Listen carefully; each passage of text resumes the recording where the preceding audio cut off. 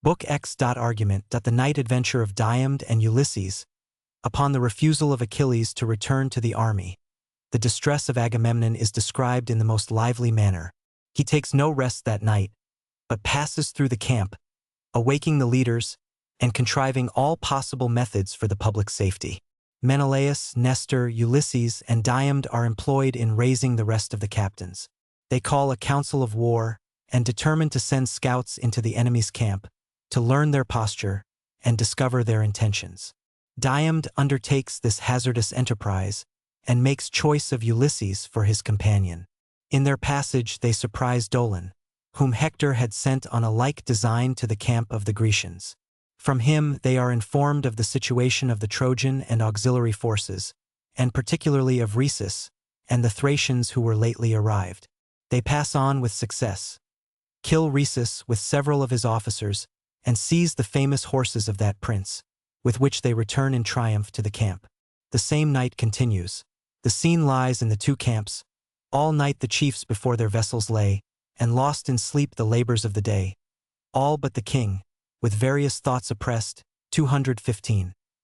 His country's cares lay rolling in his breast as when by lightnings Jove's ethereal power foretells the rattling hail, or weighty shower, or sends soft snows to whiten all the shore, or bids the brazen throat of war to roar. By fits one flash succeeds as one expires, and heaven flames thick with momentary fires. So bursting frequent from Atride's breast, sighs following sighs his inward fears confessed. Now o'er the fields, dejected, he surveys from thousand Trojan fires the mounting blaze. Hears in the passing wind their music blow, and marks distinct the voices of the foe. Now looking backwards to the fleet and coast, anxious he sorrows for the endangered host. He rends his hair, in sacrifice to Jove, and sues to him that ever lives above. Inly he groans, while glory and despair divide his heart, and wage a double war. 1,000 cares his laboring breast revolves. To seek sage Nestor now the chief resolves, with him in wholesome counsels, to debate what yet remains to save the afflicted state. That he rose, and first he cast his mantle round, next on his feet the shining sandals bound. A lion's yellow spoils his back concealed. His warlike hand a pointed javelin held. Meanwhile his brother, pressed with equal woes, alike denied the gifts of soft repose, laments for Greece, that in his cause before so much had suffered and must suffer more. A leopard's spotted hide his shoulders spread.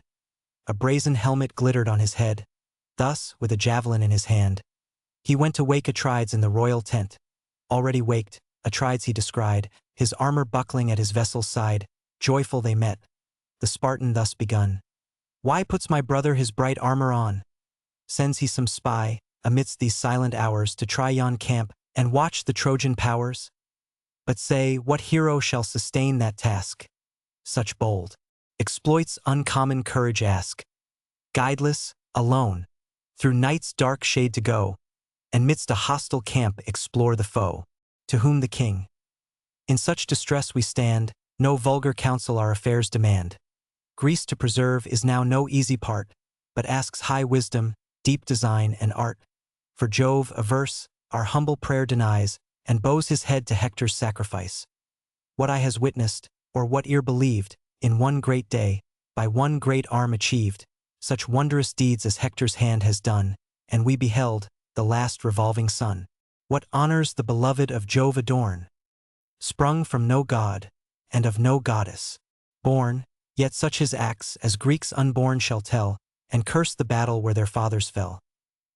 Now speed thy hasty course along the fleet, there call great Ajax, and the prince of Crete. Ourself to hoary Nestor will repair, to keep the guards on duty be his care, for Nestor's influence best that quarter guides, whose son with Marion o'er the watch presides. To whom the Spartan: these thy orders born, say, shall I stay, or with dispatch return? There shall thou stay, the king of men replied. Else may we miss to meet, without a guide, the paths so many, and the camp so wide still. With your voice the slothful soldiers raise, urge by their father's fame their future praise. Forget we now our state and lofty birth. Not titles here, but works, must prove our worth. Datio labor is the lot of man below, and when Jove gave us life, he gave us woe. This said, each parted to his several cares. The king to Nestor's sable ship repairs. The sage protector of the Greeks he found stretched in his bed with all his arms around. The various-colored scarf, the shield he rears, the shining helmet and the pointed spears. The dreadful weapons of the warrior's rage, that old in arms, disdained the peace of age. Then, leaning on his hand his watchful head, the hoary monarch raised his eyes and said, "What art thou, speak, that on designs unknown, while others sleep, thus range the camp alone? Seek'st thou some friend or nightly sentinel? Stand off, approach not, but thy purpose tell." "O son of Neleus," thus the king rejoined, "pride of the Greeks, and glory of thy kind, lo, here the wretched Agamemnon stands, the unhappy general of the Grecian bands, whom Jove decrees with daily cares to bend, and woes, that only with his life shall end. Scarce can my knees these trembling limbs sustain, and scarce my heart support its load of pain, and no taste of sleep these heavy eyes have known. Confused and sad, I wander thus alone, with fears distracted, with no fixed design, and all my people's miseries are mine, and if aught of use thy waking thoughts suggest, since cares, like mine, deprive thy soul of rest, impart thy counsel and assist thy friend. Now let us jointly to the trench descend, at every gate the fainting guard excite, tired with the toils of day and watch of night. Else may the sudden foe our works invade, so near, and favored by the gloomy shade." To him thus Nestor, "Trust the powers above, nor think proud Hector's hopes confirmed by Jove. How ill agree the views of vain mankind, and the wise counsels of the eternal mind. Audacious Hector, if the gods ordain that great Achilles rise and rage again, what toils attend thee, and what woes remain? Lo, faithful Nestor thy command obeys. The care is next our other chiefs to raise. Ulysses, Diomed we chiefly need, Meges for strength, Oileus famed for speed. Some other be dispatched of nimbler feet, to those tall ships, remotest of the fleet, where lie great Ajax and the king of Crete. 216 To rouse the Spartan I myself decree. Dear as he is to us and dear to thee, yet must I tax his sloth, that claims no share with his great brother in his martial care. Him it behoved to every chief to sue, preventing every part performed by you. For strong necessity our toils demands, claims all our hearts and urges all our hands. To whom the king, "With reverence we allow thy just rebukes, yet learn to spare them now. My generous brother is of gentle kind, he seems remiss, but bears a valiant mind. Through too much deference to our sovereign sway, content to follow when we lead the way. But now, our ills industrious to prevent, long ere the rest he rose, and sought my tent. The chiefs you named, already at his call, prepare to meet us near the navy wall. Assembling there, between the trench and gates, near the night guards, our chosen council waits. Then none, said Nestor, shall his rule withstand, for great examples justify command. With that, the venerable warrior rose. The shining greaves his manly legs enclose. His purple mantle golden buckles joined, warm with the softest wool, and doubly lined, then rushing from his tent, he snatched in haste his steely lance, that lightened as he passed. The camp he traversed through the sleeping crowd, stopped at Ulysses' tent, and called aloud, "Ulysses!" Sudden as the voice was sent, awakes, starts up and issues from his tent. What new distress, what sudden cause of fright, thus leads you, wandering in the silent night? O prudent chief, the Pylian sage replied, wise as thou art, be now thy wisdom tried. Whatever means of safety can be sought, whatever counsels can inspire our thought, whatever methods, or to fly or fight, all depend on this important night. He heard, returned, and took his painted shield. Then joined the chiefs, and followed through the field without his tent. Bold Diomed they found, all sheathed in arms, his brave companions round. Each sunk in sleep, extended on the field, his head reclining on his bossy shield. That a wood of spears stood by, that, fixed upright, shot from their flashing points a quivering light. That a bull's black hide composed the hero's bed. A splendid carpet rolled beneath his head. Then, with his foot, old Nestor gently shakes the slumbering chief, and in these words awakes, "Rise, son of Tydeus, to the brave and strong rest seems inglorious, and the night too long. But sleepst thou now, when from yon hill the foe hangs o'er the fleet, and shades our walls below?" At this, soft slumber from his eyelids fled. The warrior saw the hoary chief, and said, "Wondrous old man, whose soul no respite knows, Though years and honors bid thee seek repose, let younger Greeks our sleeping warriors wake. Ill fits thy age these toils to undertake. My friend, he answered, generous is thy care. These toils my subjects and my sons might bear. Their loyal thoughts and pious love conspire to ease a sovereign and relieve a sire. But now the last despair surrounds our host. No hour must pass, no moment must be lost. Each single Greek in this conclusive strife stands on the sharpest edge of death or life. Yet, if my years thy kind regard engage, employ thy youth as I employ my age, succeed to these my cares and rouse the rest. He serves me most, who serves his country best. This said, the hero o'er his shoulders flung a lion's spoils, that to his ankles hung. Then seized his ponderous lance, and strode along Meges the bold, with Ajax famed for speed, the warrior roused, and to the entrenchments lead, and now the chiefs approach the nightly guard. A wakeful squadron, each in arms prepared. The unwearied watch their listening leaders keep, and, couching close, repel invading sleep. So faithful dogs their fleecy charge maintain, with toil protected from the prowling train. When the gaunt lioness, with hunger bold, springs from the mountains toward the guarded fold. Through breaking woods her rustling course they hear. Loud and more loud, the clamors strike their ear of hounds and men. They start, they gaze around, watch every side, and turn to every sound. Thus watched the Grecians, cautious of surprise. Each voice, each motion, drew their ears and eyes. Each step of passing feet increased the affright, and hostile Troy was ever full in sight. Nestor, with joy the wakeful band surveyed, and thus accosted through the gloomy shade. "'Tis well, my sons, your nightly cares employ, else must our host become the scorn of Troy. Watch thus, and Greece shall live," the hero said. Then o'er the trench the following chieftains led. His son, and godlike Marion, marched behind, for these the princes to their council joined. The trenches passed, the assembled kings around in silent state the consistory crowned. At a place there was, yet undefiled with gore, the spot where Hector stopped his rage before. When night descending, from his vengeful hand reprieved, the relics of the Grecian band sad face the plain beside with mangled core was spread, and all his progress marked by heaps of dead. There sat the mournful kings. When Neleus' son, the council opening, in these words begun. "Is there," said he, "a chief so greatly brave, his life to hazard, and his country save?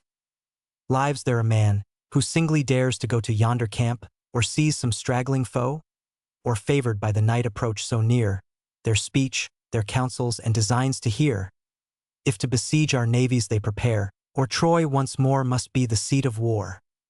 This could he learn, and to our peers recite, and pass unharmed the dangers of the night. What fame were his through all succeeding days, while Phoebus shines, or men have tongues to praise? What gifts his grateful country would bestow? What must not Greece to her deliverer owe? A sable ewe each leader should provide, with each a sable lambkin by her side. At every rite his share should be increased, and his the foremost honors of the feast. Fear held them mute. Alone, untaught to fear, tie-dyed spoke. "The man you seek is here, through yon black camps to bend my dangerous way. Some god within commands, and I obey. But let some other chosen warrior join, to raise my hopes, and second my design. Be why mutual confidence and mutual aid. Great deeds are done, and great discoveries made. The wise new prudence from the wise acquire, and one brave hero fans another's fire." Contending leaders at the word arose. Each generous breast with emulation glows. So brave a task each Ajax strove to share, bold Marion strove, and Nestor's valiant heir.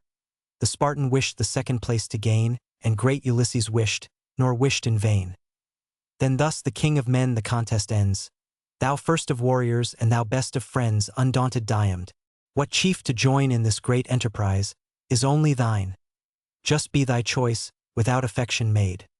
To birth or office, no respect be paid. Let worth determine here. The monarch spake, and inly trembled for his brother's sake. Then thus, the godlike Diomed rejoined, "My choice declares the impulse of my mind. How can I doubt, while great Ulysses stands to lend his counsels and assist our hands? A chief, whose safety is Minerva's care. So famed, so dreadful in the works of war, blessed in his conduct, I no aid require. Wisdom like his might pass through flames of fire. It fits thee not, before these chiefs of fame," replied the sage, "to praise me or to blame. Praise from a friend or censure from a foe are lost on hearers that our merits know. But let us haste.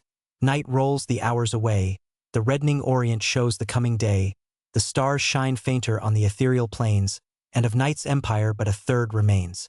Thus having spoke, with generous ardor pressed, in arms terrific their huge limbs they dressed, a two-edged falchion Thrasim the brave, an ample buckler to Tydides gave.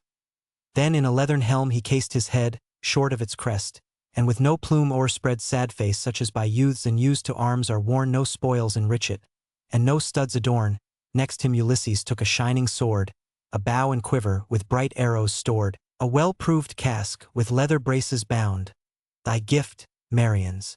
His temples crowned, soft wool within, without, in order spread, 217 a boar's white teeth grinned horrid o'er his head. This from Amintor, rich Ormenus' son, Autolycus by fraudful rapine won and gave Amphidamas. From him the prize Molus received, the pledge of social ties. The helmet next by Marion was possessed, and now Ulysses' thoughtful temples pressed.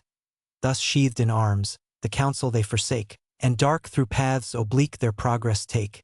Just then, in sign she favored their intent, long-winged heron great Minerva sent.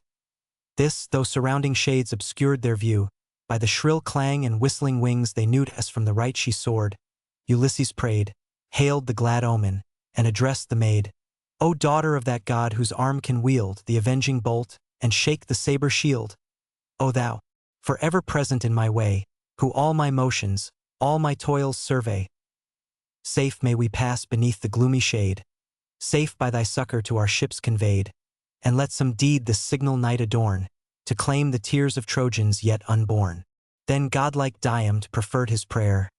Daughter of Jove, unconquered Pallas, hear, great queen of arms, whose favor Tydeus won, as thou defend'st the sire, defend the son. When on Aesopus' banks the banded powers of Greece he left, and sought the Theban towers, peace was his charge. Received with peaceful show, he went a legate but returned a foe. Then helped by thee and covered by thy shield, he fought with numbers and made numbers yield. So now be present, O celestial maid. So still continue to the race thine aid. A youthful steer shall fall beneath the stroke, untamed, unconscious of the galling yoke, with ample forehead, and with spreading horns, whose taper tops refulgent gold adorns. The heroes prayed, and Pallas from the skies accords their vow, succeeds their enterprise now, like two lions panting for the prey. With dreadful thoughts they trace the dreary way, through the black horrors of the ensanguined plain, through dust, through blood, o'er arms, and hills of slain, nor less bold Hector, and the sons of Troy, on high designs the wakeful hours employ. The assembled peers their lofty chief enclosed, who thus the counsels of his breast proposed. What glorious man, for high attempts prepared, dares greatly venture for a rich reward? Of yonder fleet a bold discovery make, what watch they keep, and what resolves they take. If now subdued they meditate their flight, and spent with toil neglect the watch of night.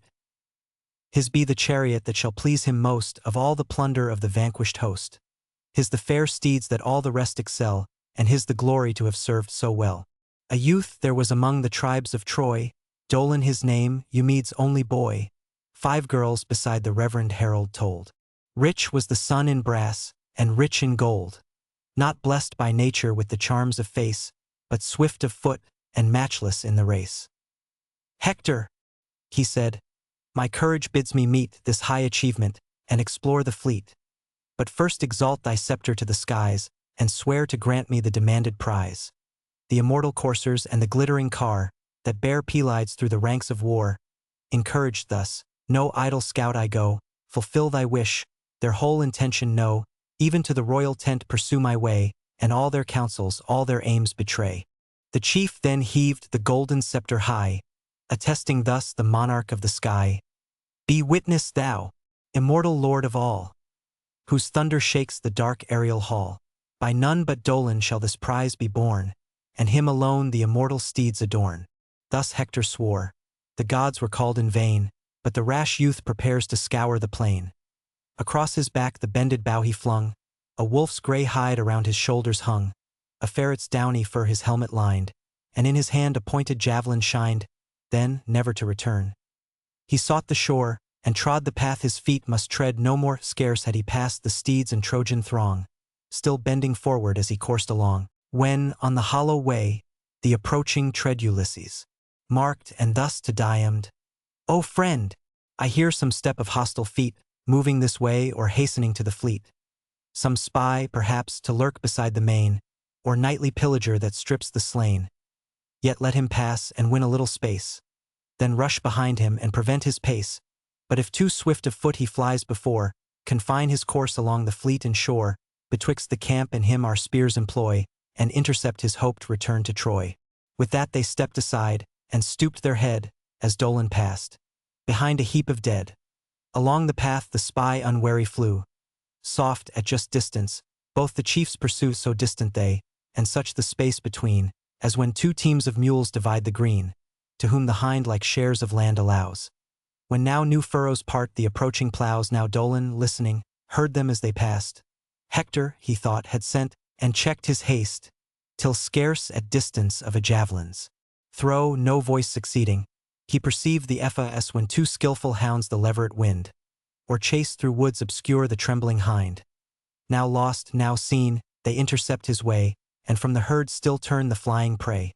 So fast, and with such fears, the Trojan flew. So close, so constant, the bold Greeks pursue. Now almost on the fleet the dastard falls, and mingles with the guards that watch the walls. When brave Tydides stopped, a generous thought, inspired by Pallas, in his bosom, wrought, lest on the foe some forward Greek advance, and snatch the glory from his lifted lance. Then thus aloud, "Whoe'er thou art, remain. This javelin else shall fix thee to the plain." He said, and high in air the weapon cast, which wilful erred, and o'er his shoulder passed. Then fixed in earth, against the trembling wood the wretch stood propped, and quivered as he stood. A sudden palsy seized his turning head. His loose teeth chattered, and his color fled. The panting warriors seize him as he stands, and with unmanly tears his life demands. "O spare my youth, and for the breath I owe large gifts of price my father shall bestow. Vast heaps of brass shall in your ships be told, and steel well-tempered and refulgent gold." To whom Ulysses made this wise reply, "Whoe'er thou art, be bold, nor fear to die. What moves thee, say, when sleep has closed the sight, to roam the silent fields in dead of night? Camest thou the secrets of our camp to find, by Hector prompted, or thy daring mind? Or art some wretch by hopes of plunder led, through heaps of carnage, to despoil the dead?" Then thus pale Dolon, with a fearful look, sad face still, as he spoke, his limbs with horror shook. "Hither I came, by Hector's words deceived. Much did he promise, rashly I believed. No less a bribe than great Achilles' car, and those swift steeds that sweep the ranks of war, urged me, unwilling, this attempt to make, to learn what counsels, what resolves you take. If now subdued, you fix your hopes on flight, and, tired with toils, neglect the watch of night. Bold was thy aim, and glorious was the prize," Ulysses, with a scornful smile, replies. "Far other rulers those proud steeds demand, and scorn the guidance of a vulgar hand. Even great Achilles scarce their rage can tame, Achilles sprung from an immortal dame. But say, be faithful, and the truth recite. Where lies encamped the Trojan chief tonight? Where stand his coursers? In what quarter sleep their other princes? Tell what watch they keep. Say, since this conquest, what their counsels are. Or here to combat, from their city far, or back to Ilion's walls transfer the war." Ulysses thus, and thus Eumedes' son. What Dolon knows, his faithful tongue shall own Hector, the peers assembling in his tent. A council holds at Ilios monument, and certain guards the nightly watch partake. Where'er yon fires ascend, the Trojans wake. Anxious for Troy, the guard the natives keep. Safe in their cares, the auxiliar forces sleep, whose wives and infants, from the danger far, discharge their souls of half the fears of war. "Then sleep those aids among the Trojan train?" inquired the chief, "or scattered o'er the plain?" To whom the spy, "Their powers they thus dispose, the Paeans, dreadful with their bended bows, the Carians, Caucans, the Pelasgian host, and Leleges, encamp along the coast. Not distant far, lie higher on the land the Lycian, Mysian, and Meonian band, and Phrygia's horse, by Thymbra's ancient wall, the Thracians' utmost, and apart from all these Troy but lately to her succor won, led on by Rhesus, great Ionia's son. I saw his coursers in proud triumph go, swift as the wind, and white as winter snow. Rich, silver plates his shining car enfold. His solid arms, refulgent, flame with gold. No mortal shoulders suit the glorious load, celestial panoply, to grace a god. Let me, unhappy, to your fleet be borne, or leave me here, a captive's fate to mourn, in cruel chains, till your return reveal the truth or falsehood of the news I tell.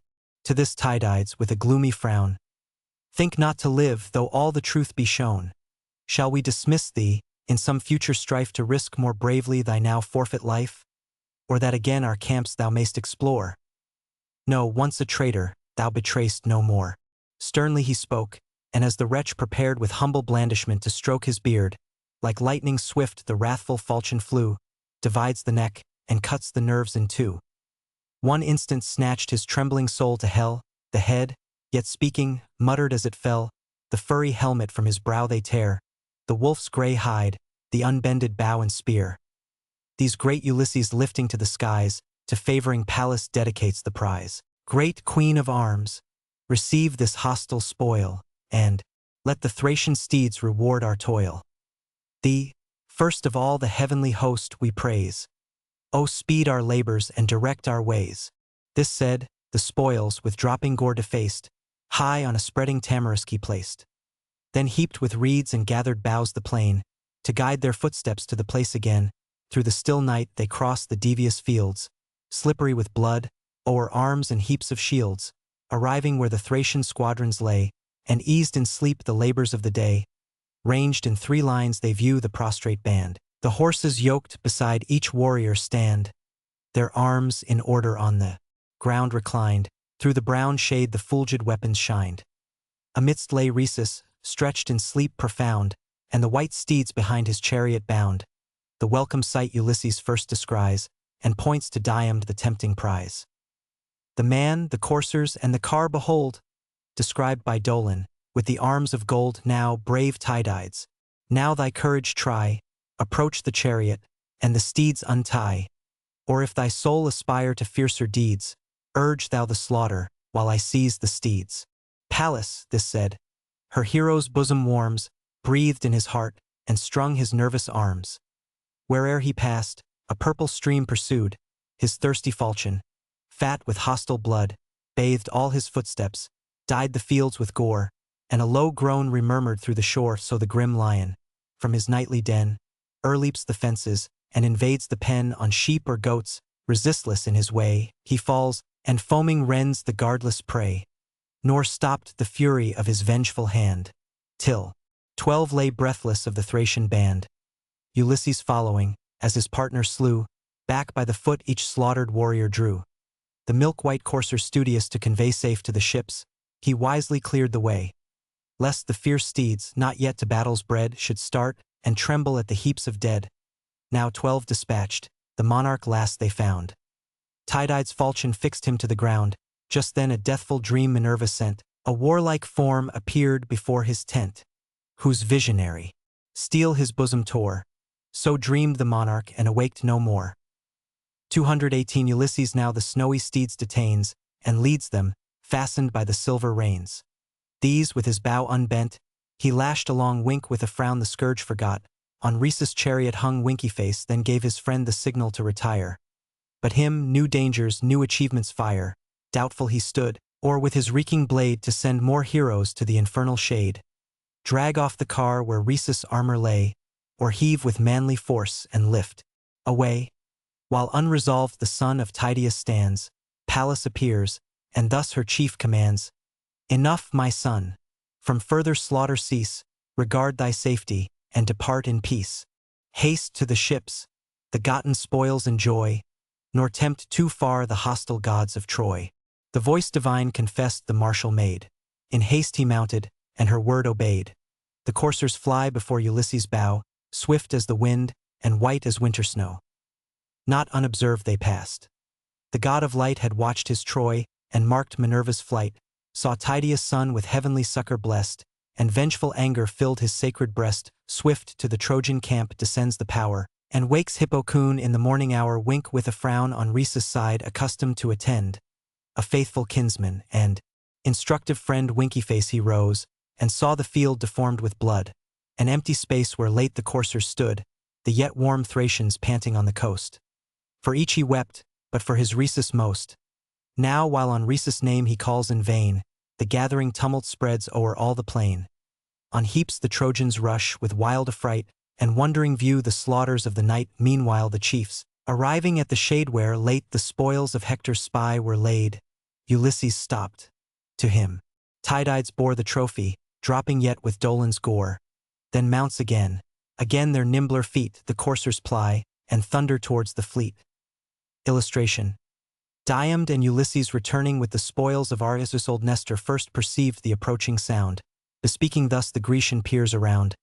Methinks the noise of trampling steeds I hear, thickening this way and gathering on my ear, perhaps some horses of the Trojan breed. So may, ye gods, my pious hopes succeed. The great Tydides and Ulysses bear, return triumphant with this prize of war. Yet much I fear, may that fear be vain. The chiefs outnumbered by the Trojan train. Perhaps, even now pursued, they seek the shore, or, oh, perhaps those heroes are no more. Scarce had he spoke, when, lo, the chiefs appear and spring to earth. The Greeks dismiss their fear. With words of friendship and extended hands they greet the kings, and Nestor first demands, say thou, whose praises all our host proclaim, thou living glory of the Grecian name. Say whence these coursers, by what chance bestowed, the spoil of foes, or present of a god? Not those fair steeds, so radiant and so gay, that draw the burning chariot of the day. Old as I am, to age I scorn to yield, and daily mingle in the martial field. But sure till now no coursers struck my sight like these, conspicuous through the ranks of fight. Some god, I deem, conferred the glorious prize, blessed as ye are, and favorites of the skies, the care of him who bids the thunder roar, and her, whose fury bathes the world with gore. Father, not so, sage Ithacus rejoined. The gifts of heaven are of a nobler kind. Of Thracian lineage are the steeds ye view, whose hostile king the brave Tydides slew.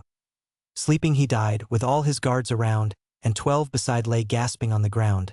These other spoils from conquered Dolon came, a wretch whose swiftness was his only fame. By Hector sent our forces to explore, he now lies headless on the sandy shore. Then o'er the trench the bounding coursers flew. The joyful Greeks with loud acclaim pursue straight to Tydides' high pavilion borne.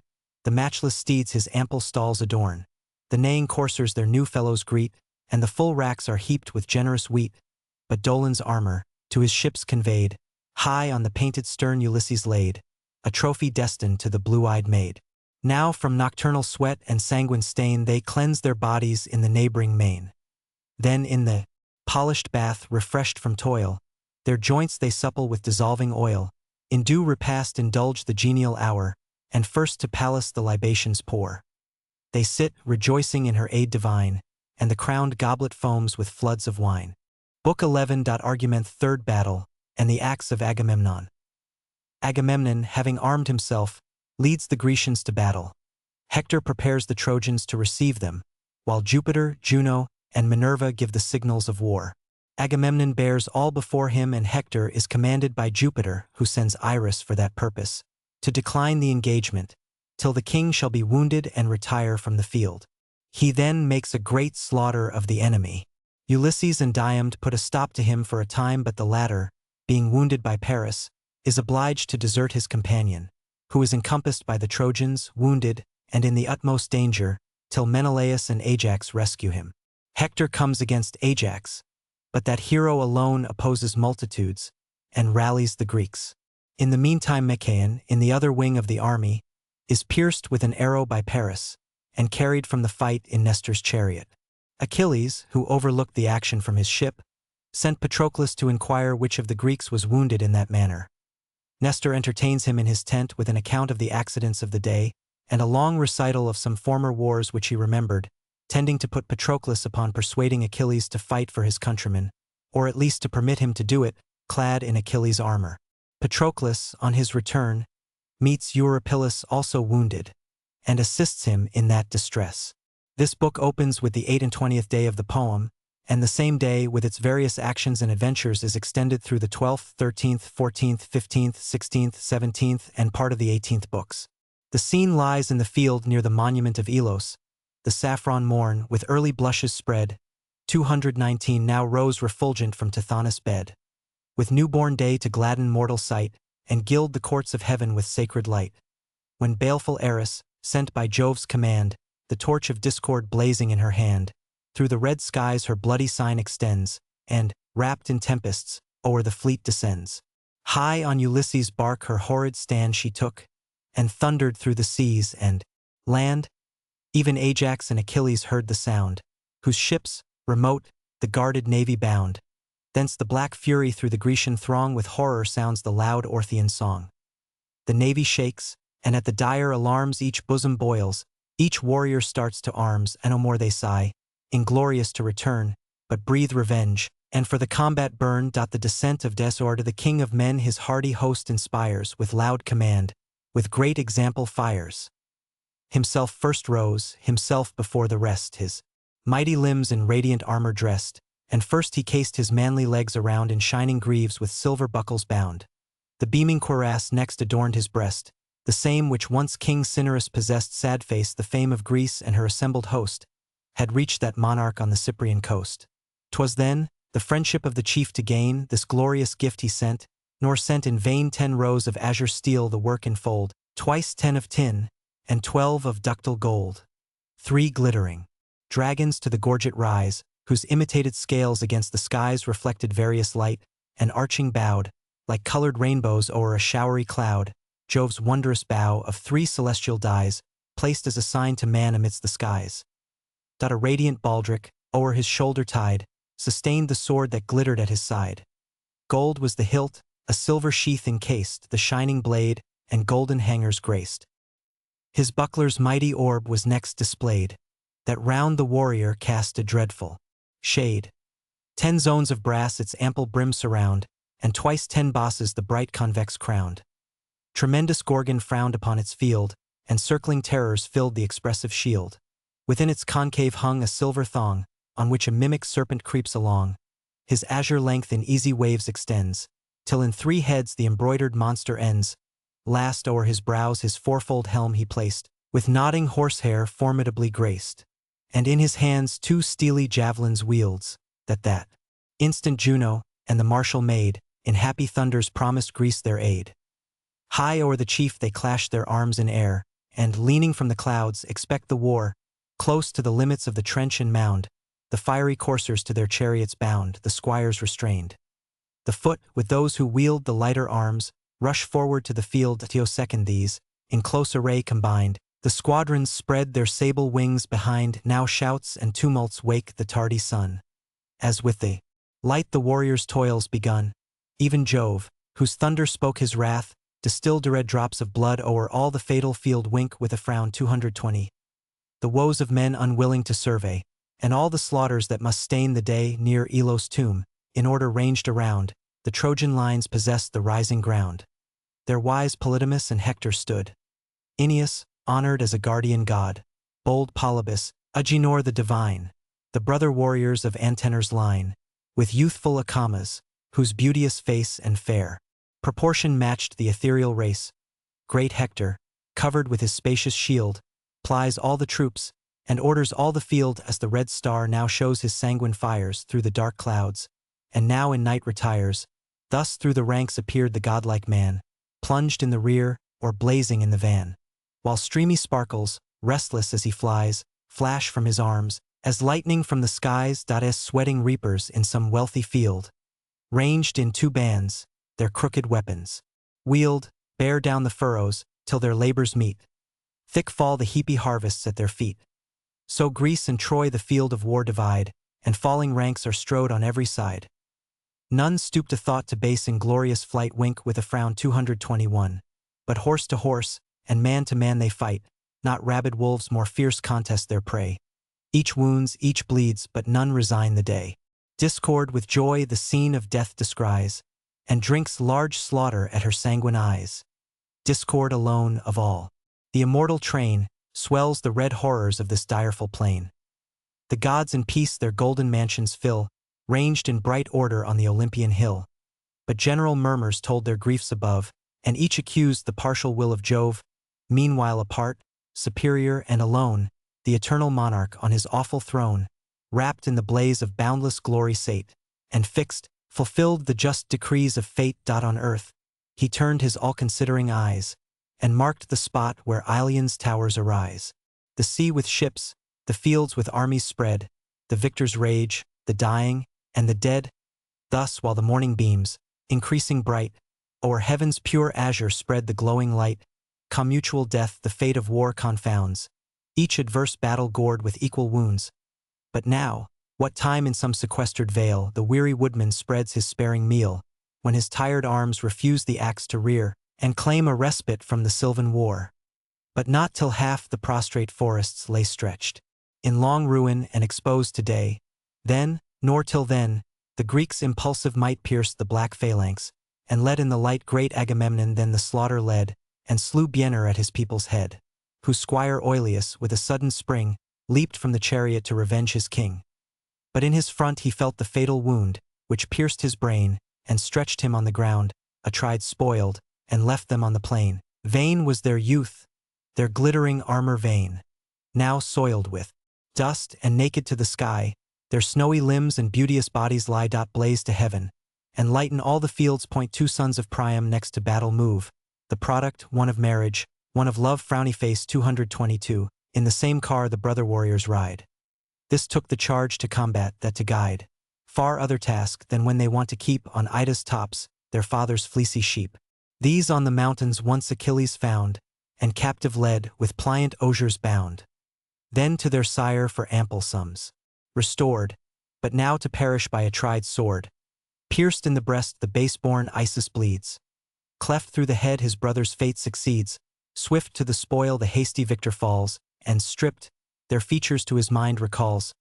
The Trojans see the youths untimely die, but helpless tremble for themselves, and FLYSO when a lion ranging o'er the lawns finds on some grassy lair the couching fawns, their bones he cracks, their reeking vitals draws, and grinds the quivering flesh with bloody jaws.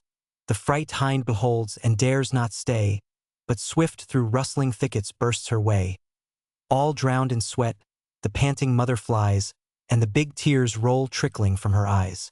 Amidst the tumult of the routed train, the sons of false Antimachus were slain. He who for bribes his faithless counsel sold, and voted Helen's stay for Paris gold, Atrides marked, as these their safety sought, and slew the children for the father's fault. Their headstrong horse unable to restrain, they shook with fear, and dropped the silken rein. Then in the chariot on their knees they fall, and thus with lifted hands for mercy call, "O spare our youth, and for the life we owe Antimachus shall copious gifts bestow." Soon as he hears that, not in battle slain, the Grecian ships his captive sons detain, large heaps of brass in ransom shall be told, and steel well-tempered, and persuasive gold. These words, attended with the flood of tears, the youths addressed to unrelenting ears. The vengeful monarch gave this stern reply: "If from Antimachus ye spring ye die, the daring wretch who once in council stood to shed Ulysses and my brother's blood, for proffered peace, and sues his seed for grace. No, die, and pay the forfeit of your race." This said, Pisander from the car he cast, and pierced his breast. Supine he breathed his last. His brother leaped to earth, but as he lay, the trenchant falchion lopped his hands away. His severed head was tossed among the throng, and rolling, drew a bloody train along. Then, where the thickest fought, the victor flew. The king's example all his Greeks pursue. Now by the foot the flying foot were slain, horse trod by horse, lay foaming on the plain. From the dry fields thick clouds of dust arise, shade the black host, and intercept the skies. The brass-hoofed steeds tumultuous plunge and bound, and the thick thunder beats the laboring ground. Still slaughtering on, the king of men proceeds. The distanced army wonders at his deeds, as when the winds with raging flames conspire, and o'er the forests roll the flood of fire. In blazing heaps the grove's old honors fall, and one refulgent ruin levels all. Before Atrides' rage so sinks the foe, whole squadrons vanish, and proud heads lie low. The steeds fly, trembling from his waving sword, and many a car, now lighted of its lord, wide o'er the field with guideless fury rolls, breaking their ranks, and crushing out their souls. While his keen falchion drinks the warriors' lives, more grateful now to vultures than their wives. Perhaps great Hector then had found his fate, but Jove and destiny prolonged his date. Safe from the darts, the care of heaven he stood, amidst alarms and death, and dust, and blood. Now past the tomb where ancient Alois lay, through the mid-field the routed urge their way, where the wild figs the adjoining summit crown, the path they take, and speed to reach the town as swift. Atrides with loud shouts pursued, hot with his toil, and bathed in hostile blood. Now near the beech tree, and the Scaean gates, the hero halts, and his associates waits. Meanwhile on every side around the plain, dispersed, disordered, fly the Trojan train. So flies a herd of beeves, that hear dismay to the lions roaring through the midnight shade. On heaps, they tumble with successless haste. The savage seizes, draws, and rends the last. Not with less fury stern Atrides flew, still pressed the rout, and still the hindmost slew. Hurled from their cars the bravest chiefs are killed, and rage and death, and carnage load the field. Now storms the victor at the Trojan wall, surveys the towers and meditates their fall.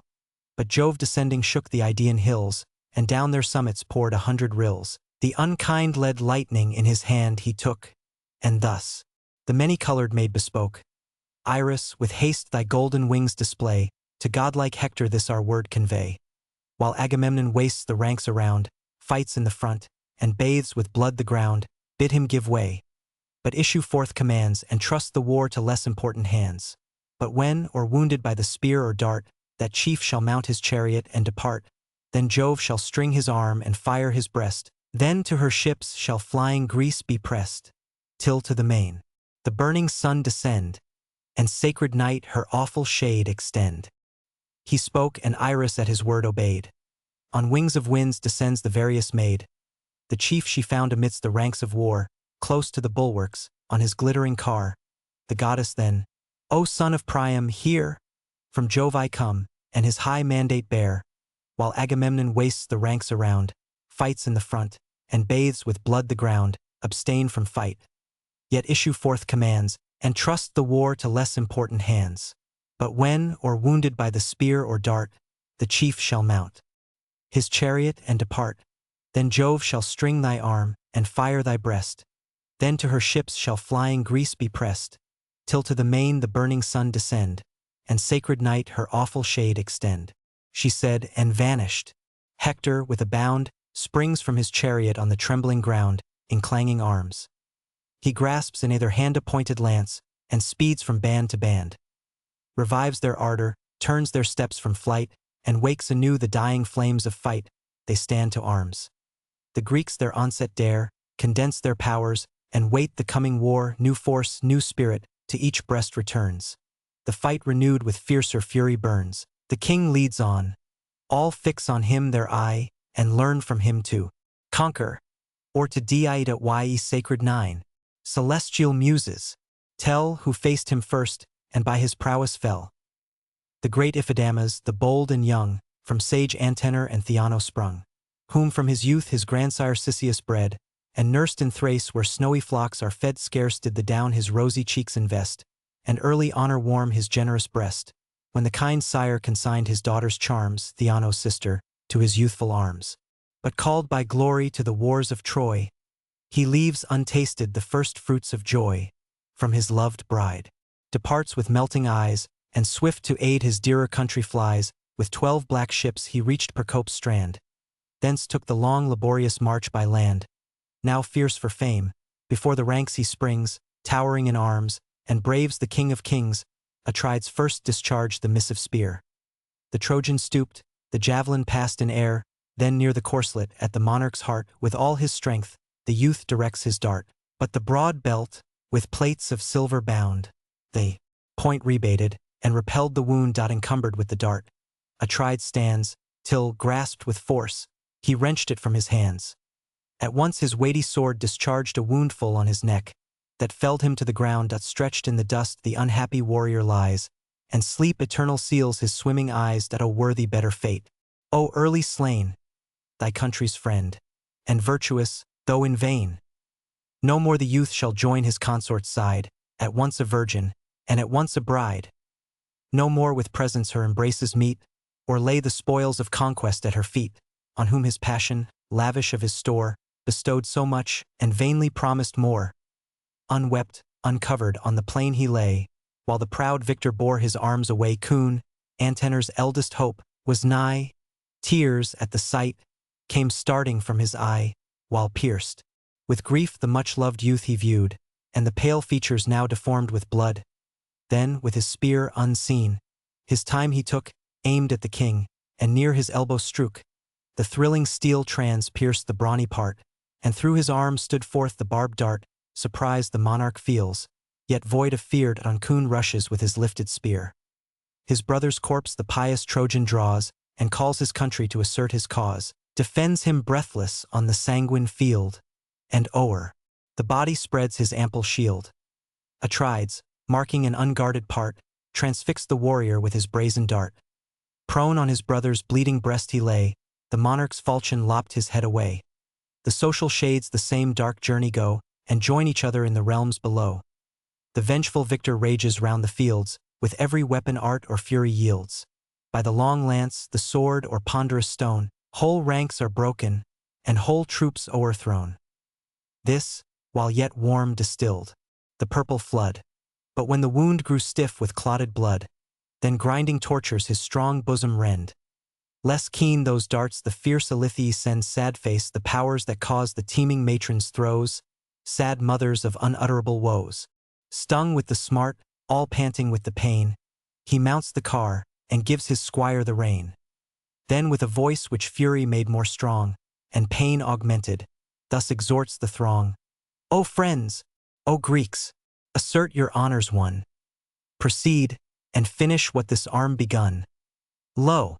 Angry Jove forbids your chief to stay, and envies half the glories of the day.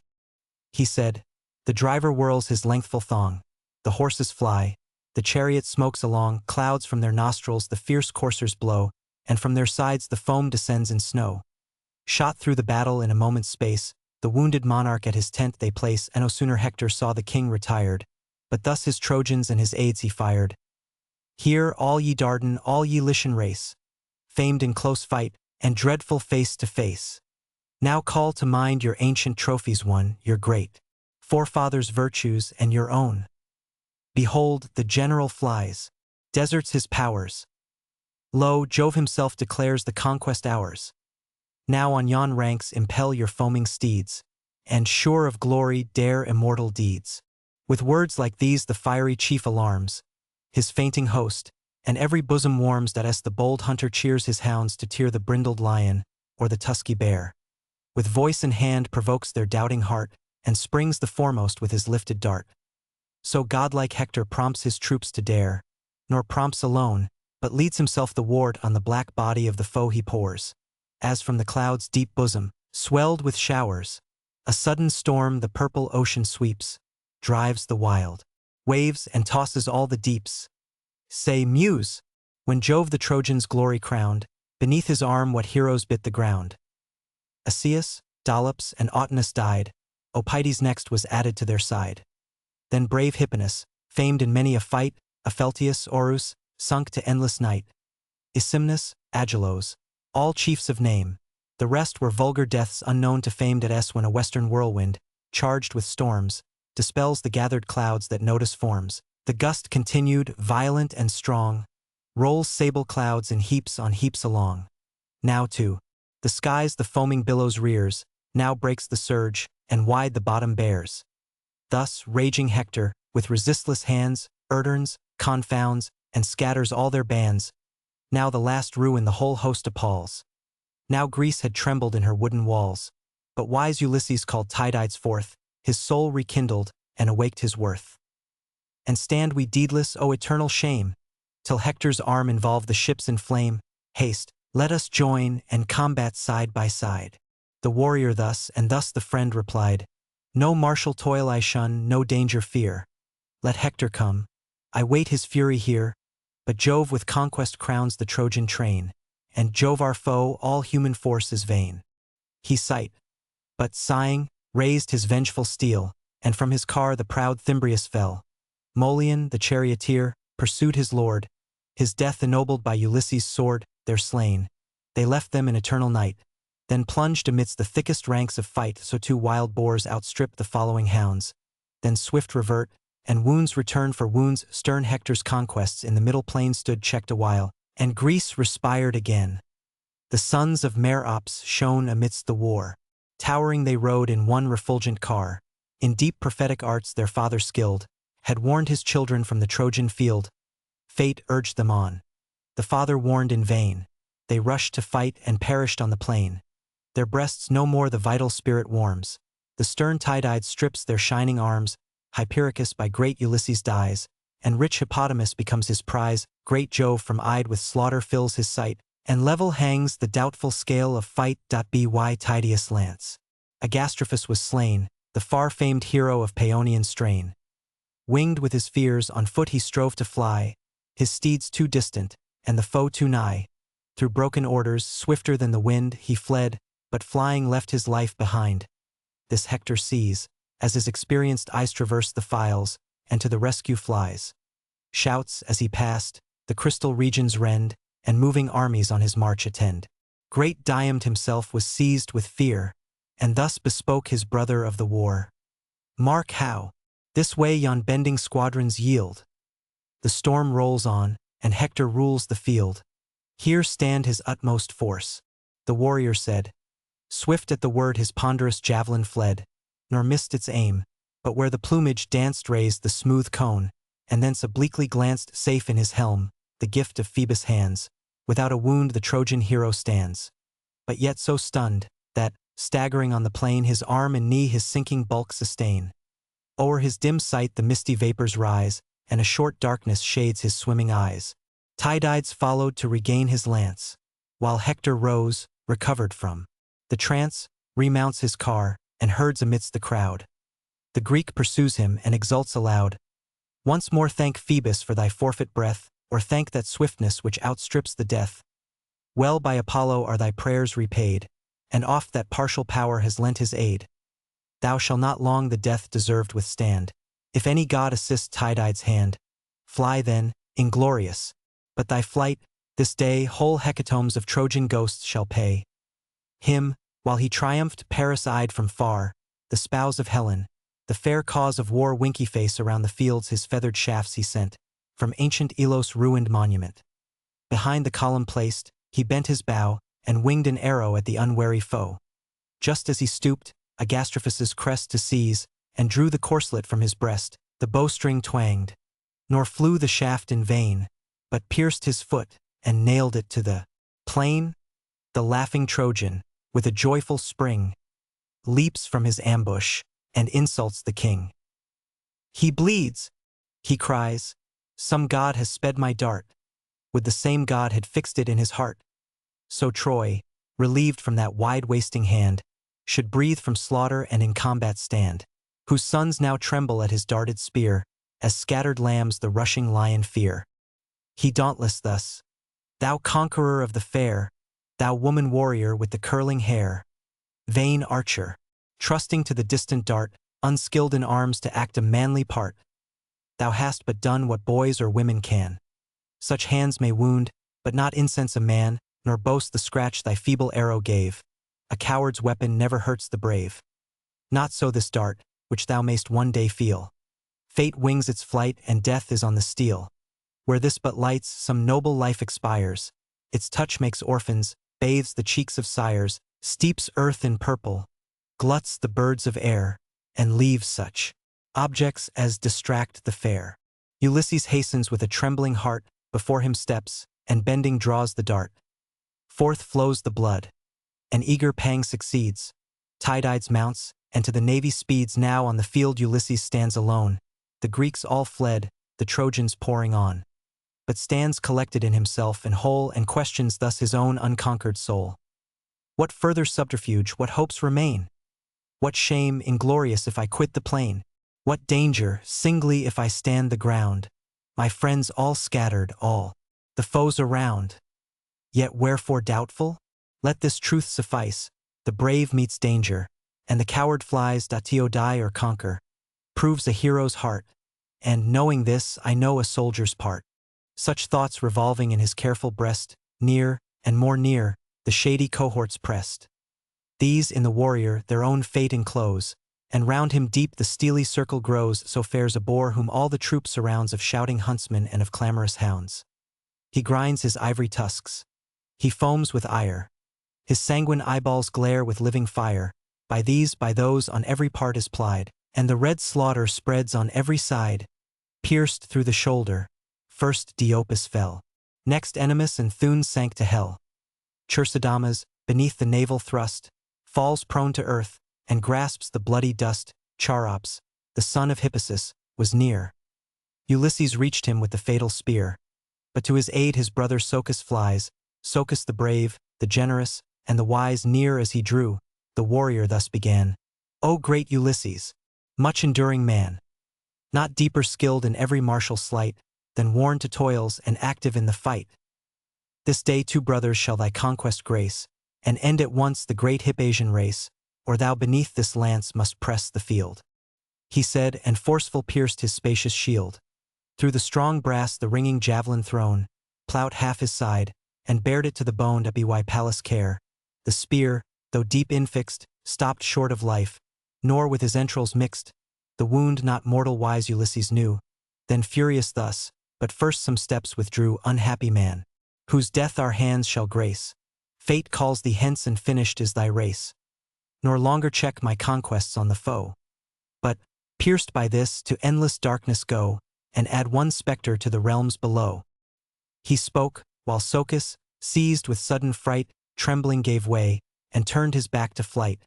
Between his shoulders pierced the following dart, and held its passage through the panting heart. Wide in his breast appeared the grisly wound. He falls. His armor rings against the ground. Then thus Ulysses, gazing on the slain. Famed son of Hippasus, there pressed the plain. There ends thy narrow span assigned by fate. Heaven owes Ulysses yet a longer date. Wretch, no father shall thy corpse compose, thy dying eyes no tender mother close. But hungry birds shall tear those balls away, and hovering vultures scream around their prey. Me Greece shall honor, when I meet my doom, with solemn funerals and a lasting tomb. Then raging with intolerable smart, he writhes his body, and extracts the dart. The dart a tide of spouting gore pursued, and gladdened Troy with sight of hostile blood. Now troops on troops the fainting chief invade. Forced he recedes, and loudly calls for aid. Thrice to its pitch his lofty voice he rears. The well-known voice thrice Menelaus hears. Alarmed, to Ajax Telamon he cried, who shares his labors and defends his side. O friend! Ulysses' shouts invade my ear. Distressed he seems, and no assistance near. Strong as he is, yet one opposed to all, oppressed by multitudes. The best may fall. Greece robbed of him must bid her host despair, and feel a loss not ages can repair. Then, where the cry directs, his course he bends. Great Ajax, like the god of war, attends. The prudent chief in sore distress they found, with bands of furious Trojans compassed round.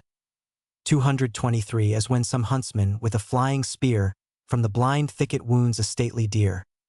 Down his cleft side, while fresh the blood distills, he bounds aloft and scuds from hills to hills, till life's warm vapor issuing through the wound. Wild mountain wolves the fainting beast surround. Just as their jaws his prostrate limbs invade, the lion rushes through the woodland shade. The wolves, though hungry, scour dispersed away. The lordly savage vindicates his prey. Ulysses thus, unconquered by his pains, a single warrior half a host sustains. But soon as Ajax leaves his tower-like shield, the scattered crowds fly fright o'er the field. Atride's arm the sinking hero stays, and saved from numbers to his car conveys. Victorious Ajax plies the routed crew, and first Doricles, Priam's son, he slew on strong. Pandocus next inflicts a wound, and lays Lysander bleeding on the ground. As when a torrent, swelled with wintry rains, pours from the mountains o'er the deluged plains, and pines and oaks, from their foundations torn, a country's ruins, to the seas are borne. Fierce Ajax thus o'erwhelms the yielding throng. Men, steeds, and chariots roll in heaps along. But Hector, from this scene of slaughter far, raged on the left, and ruled the tide of war. Loud groans proclaim his progress through the plain, and deep Scamander swells with heaps of slain. There Nestor and Idomeneus oppose the warrior's fury. There the battle glows, they're fierce on foot or from the chariot's height. His sword deforms the beauteous ranks of fight. The spouse of Helen, dealing darts around, had pierced Machaon with a distant wound. In his right shoulder the broad shaft appeared, and trembling Greece for her physician feared. To Nestor then Idomeneus begun. Glory of Greece, old Neleus' valiant son, ascend thy chariot, haste with speed away, and great Machaon to the ships convey. A wise physician skilled our wounds to heal is more than armies to the public weal. Old Nestor mounts the seat. Beside him rode the wounded offspring of the healing god. He lends the lash. The steeds with sounding feet shake the dry field, and thunder toward the fleet. But now Cebriones from Hector's car surveyed the various fortune of the war. While here, he cried, the flying Greeks are slain, Trojans on Trojans yonder load the plain. Before great Ajax see the mingled throng of men and chariots driven in heaps along. I know him well, distinguished o'er the field by the broad glittering of the sevenfold shield. Thither, O Hector, thither urge thy steeds, their danger calls, and there the combat bleeds. Their horse and foot in mingled deaths unite, and groans of slaughter mix with shouts of fight. Thus having spoke, the driver's lash resounds.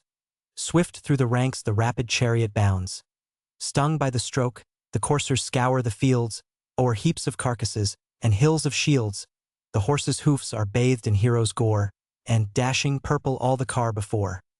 The groaning axle sable drops distills, and mangled carnage clogs the rapid wheels. Here Hector, plunging through the thickest fight, broke the dark phalanx, and let in the light sad face by the long lance, the sword or ponderous stone. The ranks he scattered and the troops o'erthrown. Ajax he shuns, through all the dire debate, and fears that arm whose force he felt so late.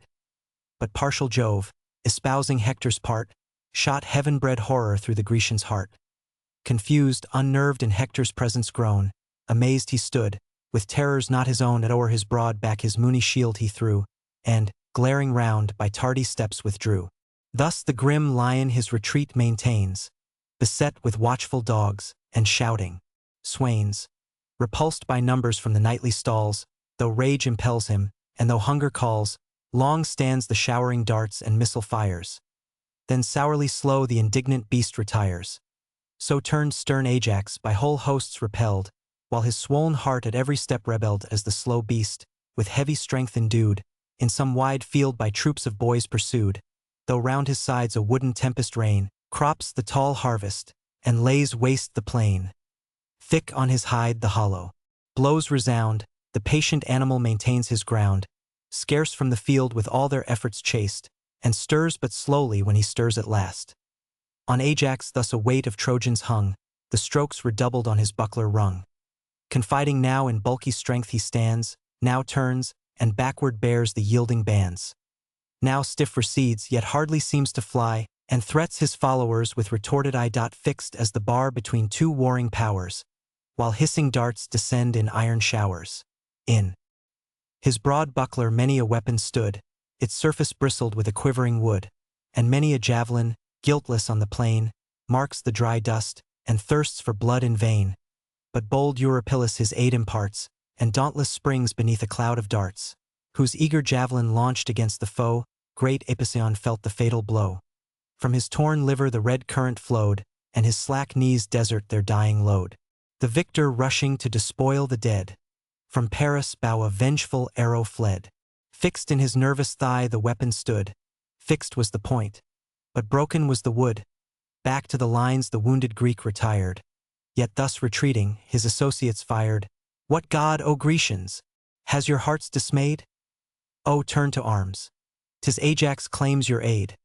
This hour he stands the mark of hostile rage, and this the last brave battle he shall wage.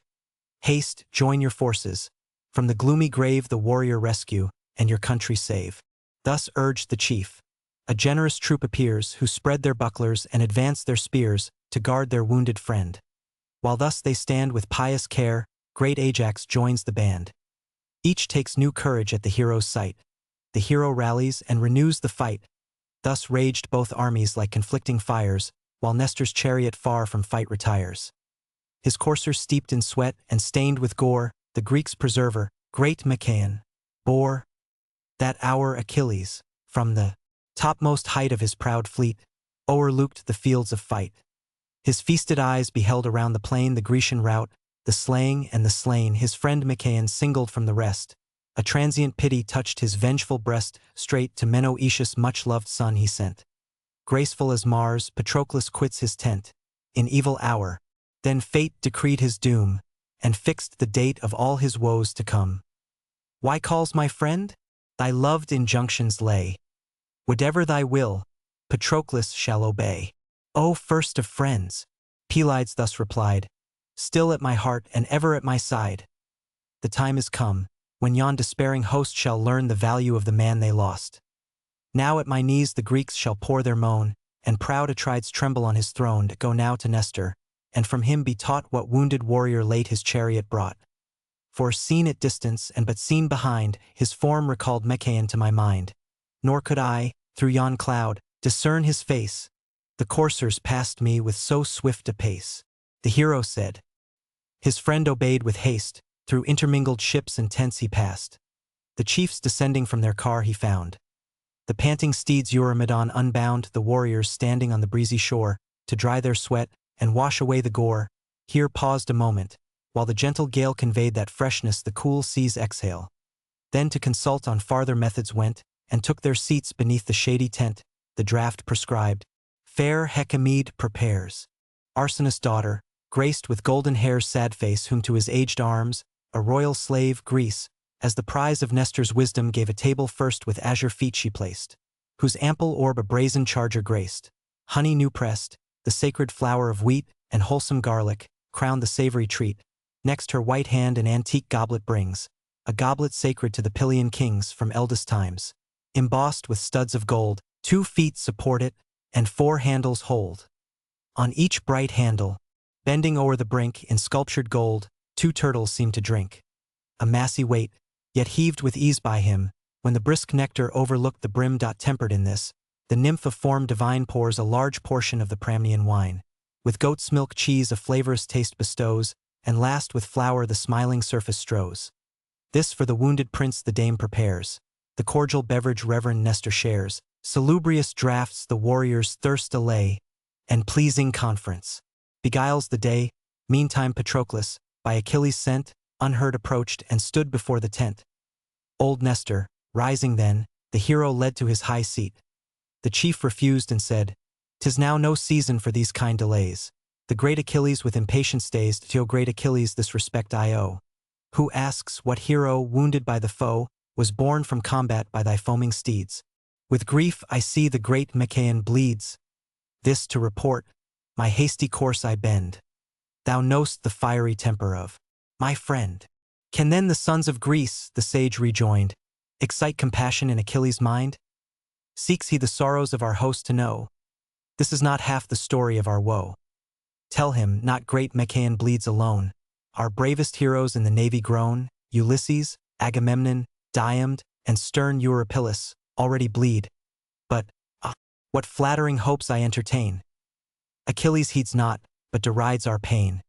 Even till the flames consume our fleet he stays, and waits the rising of the fatal blaze. Chief after chief the raging foe destroys. Calm he looks on, and every death enjoys. Now the slow course of all impairing time unstrings my nerves, and ends my manly prime. Oh, had I still that strength my youth possessed, when this bold arm the Epean powers oppressed, the bulls of Elis in glad triumph led, and stretched the great Itymeneus dead. Then from my fury fled the trembling swains, and ours was all the plunder of the plains. 50 white flocks, full 50 herds of swine, as many goats, as many lowing kine, and thrice the number of unrivalled steeds, all teeming females, and of generous breeds. These, as my first essay of arms I won, old Neleus gloried in his conquering son. Thus Elis forced, her long arrears restored, and shares were parted to each Pylian lord. The state of Pyle was sunk to last despair, when the proud Eleans first commenced the war. For Neleus' sons Alcides rage had slain. Of 12 bold brothers, I alone remain. Oppressed, we armed, and now this conquest gained, my sire 300 chosen sheep obtained. That large reprisal he might justly claim, for prize defrauded, and insulted fame, when Elis monarch at the public course detained his chariot and victorious horse. The rest the people shared. Myself surveyed the just partition, and due victims paid. 3 days were past, when Elis rose to war with many a courser and with many a car. The sons of Actor at their army's head, young as they were, the vengeful squadrons led. High on the rock fair Thryoessa stands, our utmost frontier on the Pylian lands. Not far the streams of famed Alpheus flow. The stream they passed and pitched their tents below. Pallas, descending in the shades of night, alarms the Pylians and commands the fight. Each burns for fame and swells with martial pride, myself the foremost, but my sire denied. Feared for my youth, exposed to stern alarms, and stopped my chariot, and detained my arms. My sire denied in vain. On foot I fled amidst our chariots, for the goddess led. Along fair Erine's delightful plain soft Mineus rolls his waters to the main. There, horse and foot, the Pylian troops unite, and sheathed in arms, expect the dawning light. Thence, ere the sun advanced his noonday flame, to great Alpheus' sacred source we came. There first to Jove our solemn rites were paid. An untamed heifer pleased the blue-eyed maid. A bull, Alpheus, and a bull was slain to the blue monarch of the watery main. In arms we slept, beside the winding flood, while round the town the fierce Epean stood. Soon as the sun, with all-revealing ray, flamed in the front of heaven, and gave the day, bright scenes of arms and works of war appear. The nations meet. There Pilus, Elis here, the first who fell, beneath my javelin bled. King Augea's son, and spouse of Agamede's sad face, she that all simples healing virtues knew, and every herb that drinks the morning dew. I seized his car, the van of battle led. The Epeans saw, they trembled, and they fled. The foe dispersed, their bravest warrior killed. Fierce as the whirlwind now I swept the field. Full 50 captive chariots graced my train. 2 chiefs from each fell breathless to the plain. Then Actor's sons had died, but Neptune shrouds the youthful heroes in a veil of clouds. O'er heapy shields, and o'er the prostrate throng, collecting spoils and slaughtering all along.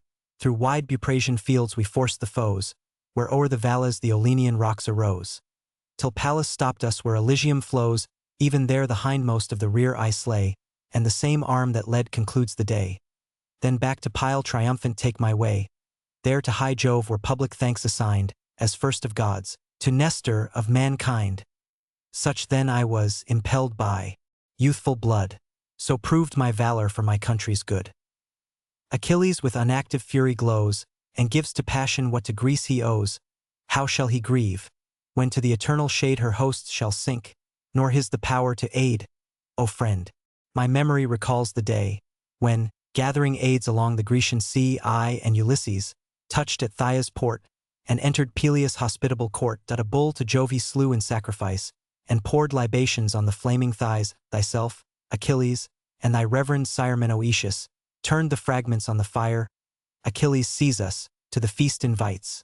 Social we sit, and share the genial rites. We then explained the cause on which we came, urged you to arms, and found you fierce for fame your ancient father's generous precepts gave. Peleus said only this, my son, be brave. Menoetius thus, though great Achilles shine in strength superior and of race divine, yet cooler thoughts thy elder years attend. Let thy just counsels aid and rule thy friend. Thus spoke your father at Thessalia's court, words now forgot, though now of vast import. Try the utmost that a friend can say. Such gentle force the fiercest minds obey. Some favoring god Achilles' heart may move, though deaf to glory, he may yield to love. If some dire oracle his breast alarm, if aught from heaven withhold his saving arm, some beam of comfort yet on Greece may shine, if thou but lead the Myrmidonian line. Clad in Achilles' arms, if thou appear, proud Troy may tremble and desist from war. Pressed by fresh forces, her o'erlabored train shall seek their walls, and Greece respire again. This touched his generous heart, and from the tent along the shore with hasty strides he went.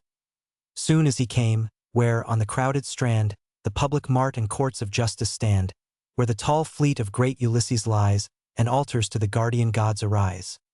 There, sad, he met the brave Euaemon's son. Large painful drops from all his members run. An arrow's head yet rooted in his wound, the sable blood in circles marked the ground. As faintly reeling he confessed the smart. Weak was his pace, But dauntless was his heart. Divine compassion touched Patroclus' breast, who, sighing, thus his bleeding friend addressed. Ah, hapless leaders of the Grecian host! Thus must ye perish on a barbarous coast. Is this your fate, to glut the dogs with gore, far from your friends, and from your native shore? Say, great Eurypylus, shall Greece yet stand? Resists she yet the raging Hector's hand? Or are her heroes doomed to die with shame, and this the period of our wars and fame? Eurypylus replies, no more, my friend. Greece is no more. This day her glories end. Even to the ships victorious Troy pursues, her force increasing as her toil renews. Those chiefs, that used her utmost rage to meet, lie pierced with wounds, and bleeding in the fleet. But, thou, Patroclus, act a friendly part, lead to my ships and draw this deadly dart. With lukewarm water wash the gore away, with healing balms the raging smart allay, such as sage Chiron, sire of pharmacy, once taught Achilles, and Achilles the dot of two famed surgeons. Podalirius stands, this hour surrounded by the Trojan bands. And great Machaon, wounded in his tent, now wants that succor which so oft he lent. To him the chief, what then remains to do? The event of things the gods alone can view. Charged by Achilles' great command I fly, and bear with haste the Pylian king's reply. But thy distress this instant claims relief.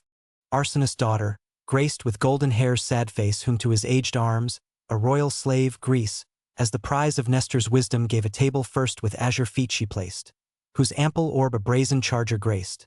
Honey new pressed, the sacred flour of wheat, and wholesome garlic, crowned the savory treat. Next her white hand an antique goblet brings, a goblet sacred to the Pylian kings from eldest times. Embossed with studs of gold, 2 feet support it, and 4 handles hold. On each bright handle, bending o'er the brink in sculptured gold, 2 turtles seem to drink.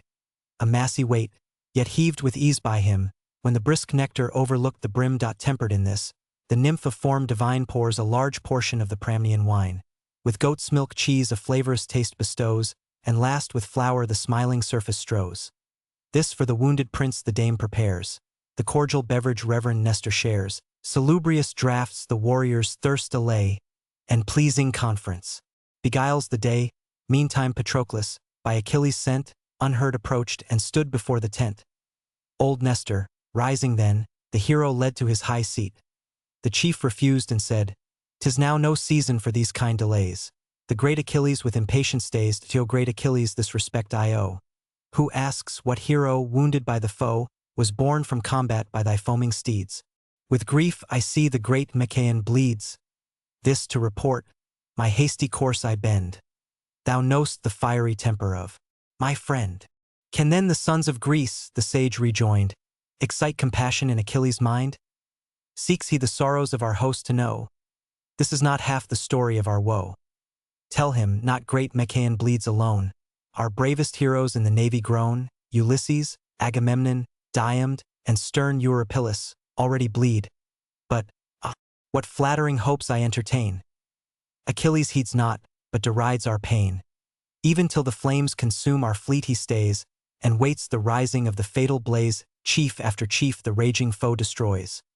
Calm he looks on, and every death enjoys. Now the slow course of all impairing time unstrings my nerves, and ends my manly prime. Oh, had I still that strength my youth possessed, when this bold arm the Epean powers oppressed, the bulls of Elis in glad triumph led, and stretched the great Itymeneus dead. Then from my fury fled the trembling swains, and ours was all the plunder of the plains. 50 white flocks, full 50 herds of swine, as many goats, as many lowing kine, and thrice the number of unrivalled steeds, all teeming females, and of generous breeds. These, as my first essay of arms I won, old Neleus gloried in his conquering son. Thus Elis forced, her long arrears restored, and shares were parted to each Pylian lord. The state of Pyle was sunk to last despair, when the proud Eleans first commenced the war. For Neleus' sons Alcides rage had slain. Of 12 bold brothers, I alone remain. Oppressed, we armed, and now this conquest gained, my sire 300 chosen sheep obtained. That large reprisal he might justly claim, for prize defrauded, and insulted fame, when Elis monarch at the public course detained his chariot and victorious horse. The rest the people shared. myself surveyed the just partition, and due victims paid. 3 days were past, when Alois rose to war with many a courser and with many a car. The sons of Actor at their army's head, young as they were, the vengeful squadrons led. High on the rock fair Thryoessa stands, our utmost frontier on the Pylian lands. Not far the streams of famed Alpheus flow. The stream they passed and pitched their tents below. Pallas, descending in the shades of night, alarms the Pylians and commands the fight. Each burns for fame and swells with martial pride, myself the foremost, but my sire denied. Feared for my youth, exposed to stern alarms, and stopped my chariot, and detained my arms. My sire denied in vain. On foot I fled amidst our chariots, for the goddess led. Along fair Erine's delightful plain soft Mineus rolls his waters to the main. There, horse and foot, the Pylian troops unite, and sheathed in arms, expect the dawning light. Thence, ere the sun advanced his noonday flame, to great Alpheus' sacred source we came. There first to Jove our solemn rites were paid. An untamed heifer pleased the blue-eyed maid.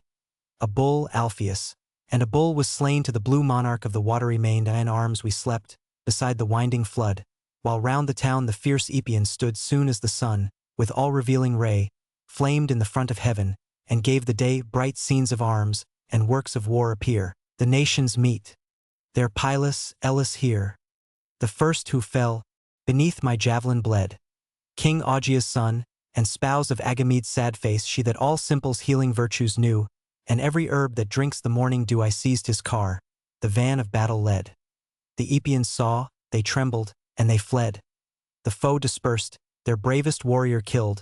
Fierce as the whirlwind now I swept the field. Full 50 captive chariots graced my train. 2 chiefs from each fell breathless to the plain.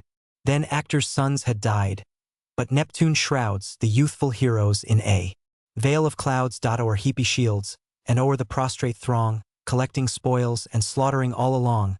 Through wide Buprasian fields we forced the foes, where o'er the valleys the Olenian rocks arose. Till Pallas stopped us where Elysium flows.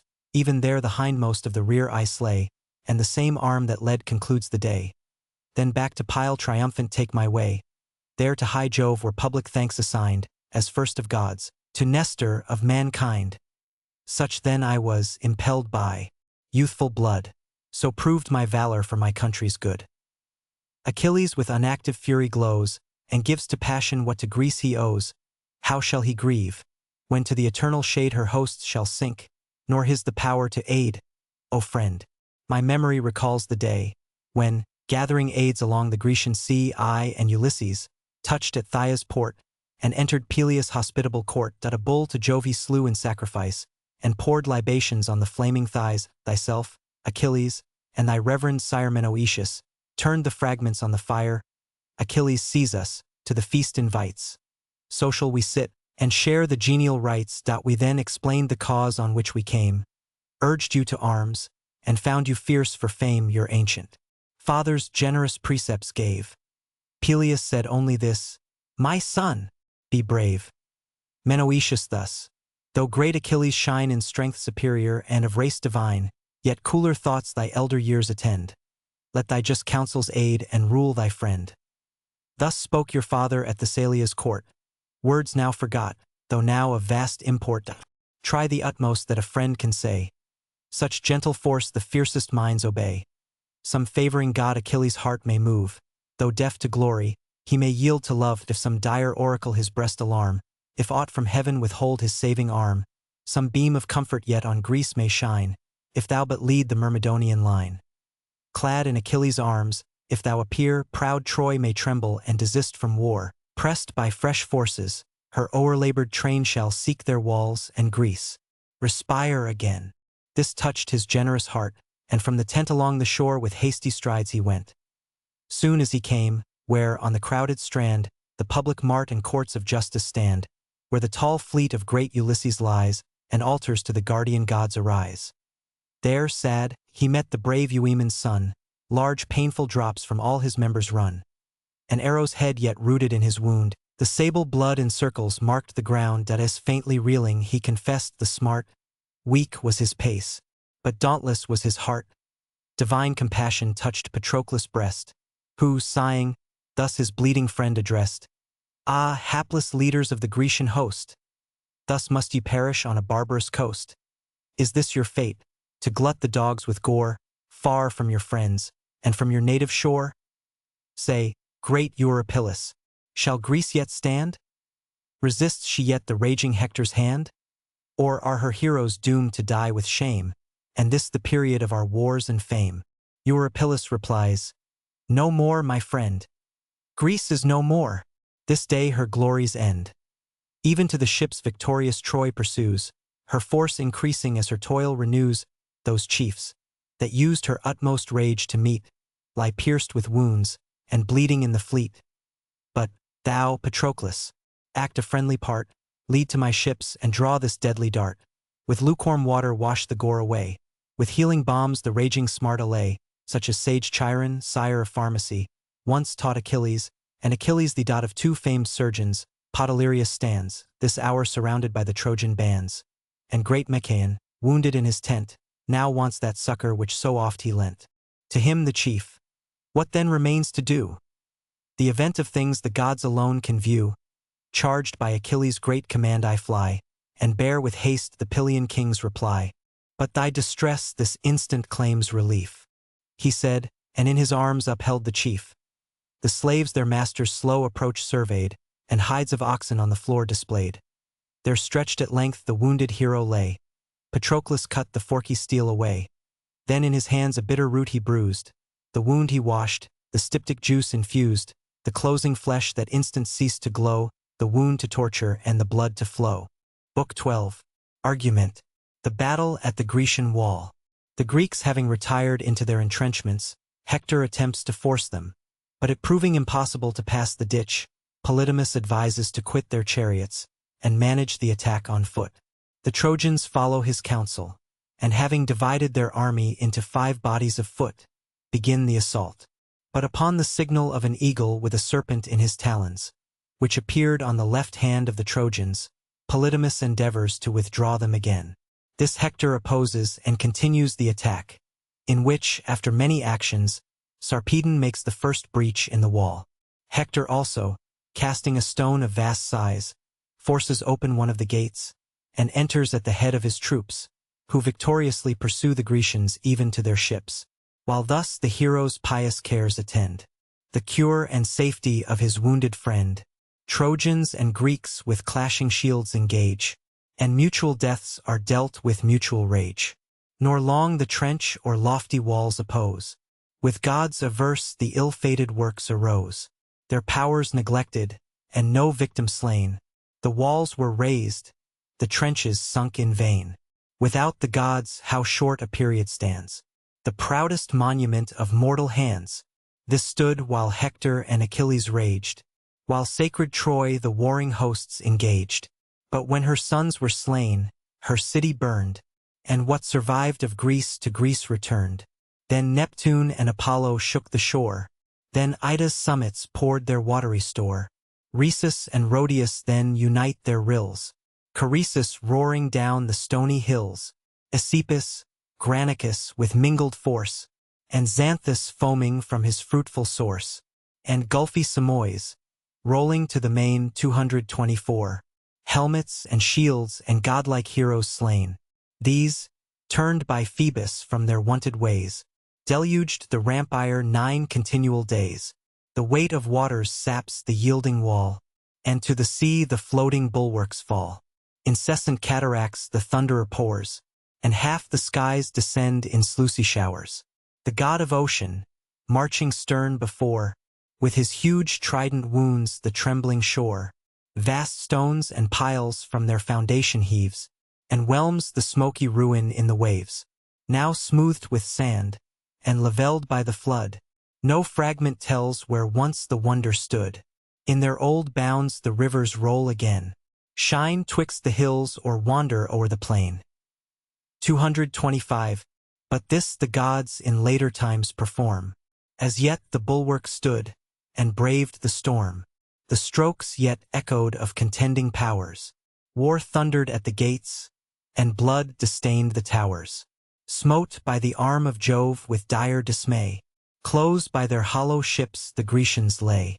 Hector's approach in every wind they hear, and Hector's fury every moment fear. He, like a whirlwind, tossed the scattering throng, mingled the troops and drove the field along. So, midst the dogs and hunters' daring bands, fierce of his might, a boar or lion stands. Armed foes around a dreadful circle form, and hissing javelins rain an iron storm. His powers untamed, their bold assault defy, and where he turns the rout disperse or die. He foams, he glares, he bounds against them all, and if he falls, his courage makes him fall. With equal rage encompassed Hector glows, exhorts his armies and the trenches shows. The panting steeds impatient fury breathe, and snort and tremble at the gulf beneath. Just at the brink they neigh and paw the ground, and the turf trembles, and the skies resound. Eager they viewed the prospect dark and deep.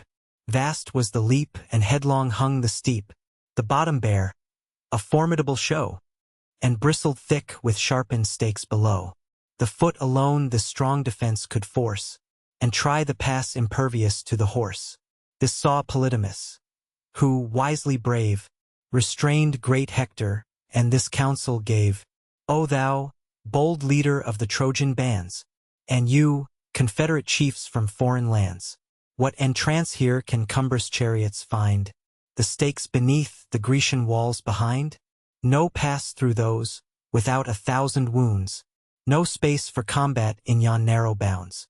Proud of the favors mighty Jove has shown, on certain dangers we too rashly run. If 'tis his will our haughty foes to tame, O may this instant end the Grecian name. Here, far from Argos, let their heroes fall, and one great day destroy and bury all. But should they turn, and here oppress our train, what hopes, what methods of retreat remain? Wedged in the trench, by our own troops confused, in one promiscuous carnage crushed and bruised, all Troy must perish, if their arms prevail, nor shall a Trojan live to tell the tale. Hear then, ye warriors, and obey with speed. Back from the trenches let your steeds be led. Then all alighting, wedged in firm array, proceed on foot and Hector lead the way. So Greece shall stoop before our conquering power, and this, if Jove consent, her fatal hour.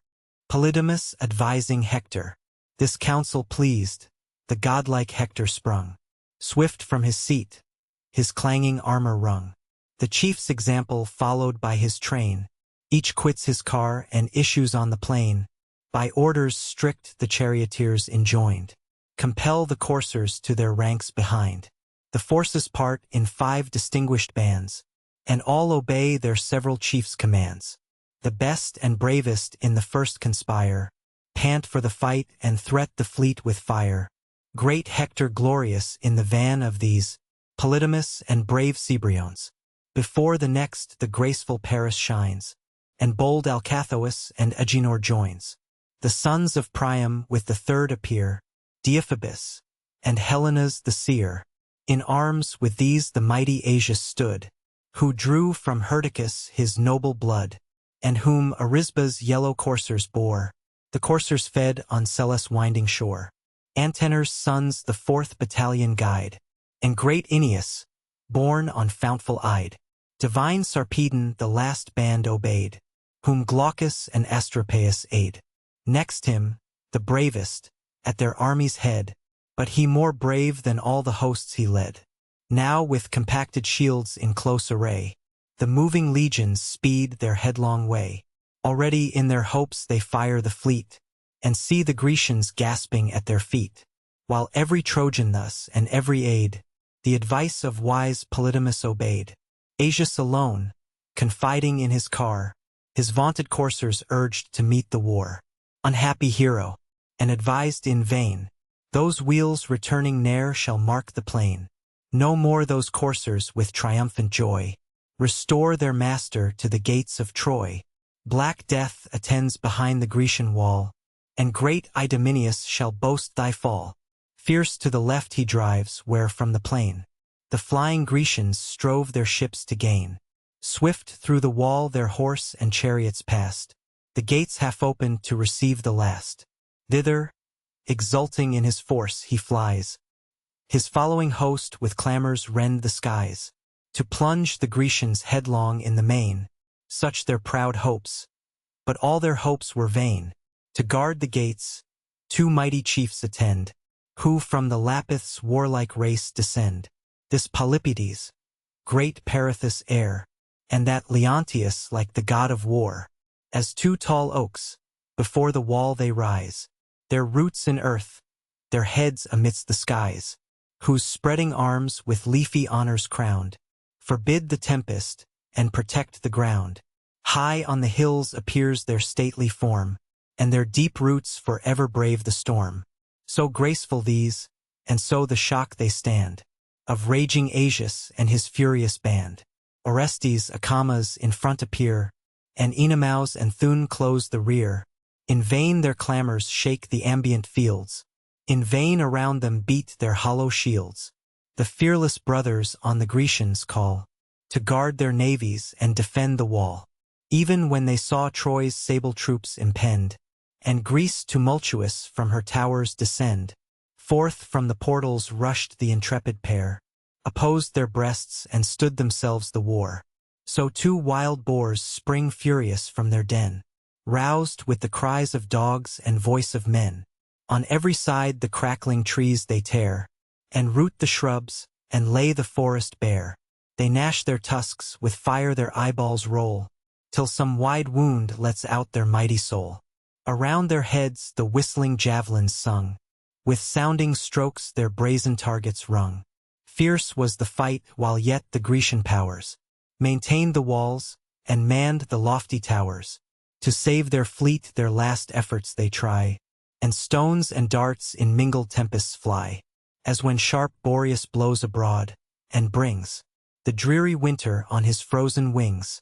Beneath the low-hung clouds the sheets of snow descend, and whiten all the fields below. So fast the darts on either army pour, so down the rampires rolls the rocky shower. Heavy and thick resound the battered shields, and the deaf echo rattles round the fields.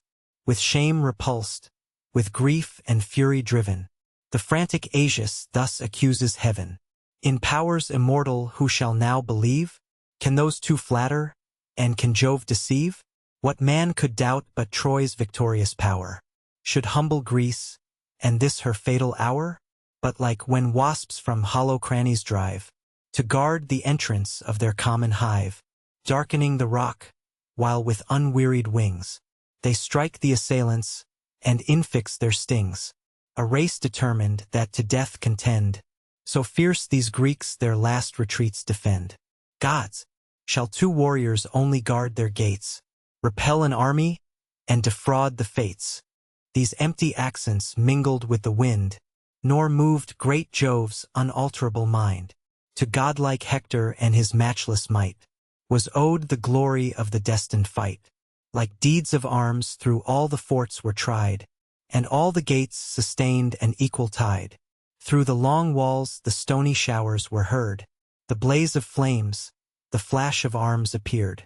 The spirit of a god my breast inspire, to raise each act to life, and sing with fire, while Greece unconquered kept alive the war, secure of death, confiding in despair, and all her guardian gods, in deep dismay, with unassisting arms deplored the day. Even yet the dauntless Lapithae maintain the dreadful pass, and round them heap the slain. First Damasus, by Polypides' steel, pierced through his helmet's brazen visor, fell. The weapon drank the mingled brains and gore. The warrior sinks, tremendous now no more. Next Ormenus and Pylon yield their breath, nor less Leontius strews the field with death. First through the belt Hippomachus he gored, then sudden waved his unresisted sword. Antiphates, as through the ranks he broke, the falchion struck and fate pursued the stroke. Amminus, Orestes, Menon, bled, and round him rose a monument of dead.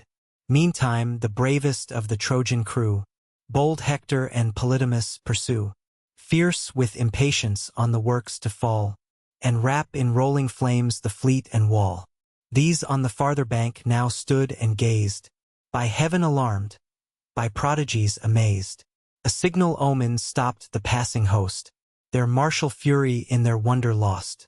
Jove's bird on sounding pinions beat the skies, a bleeding serpent of enormous size, his talons trussed, alive and curling round. He stung the bird, whose throat received the wound.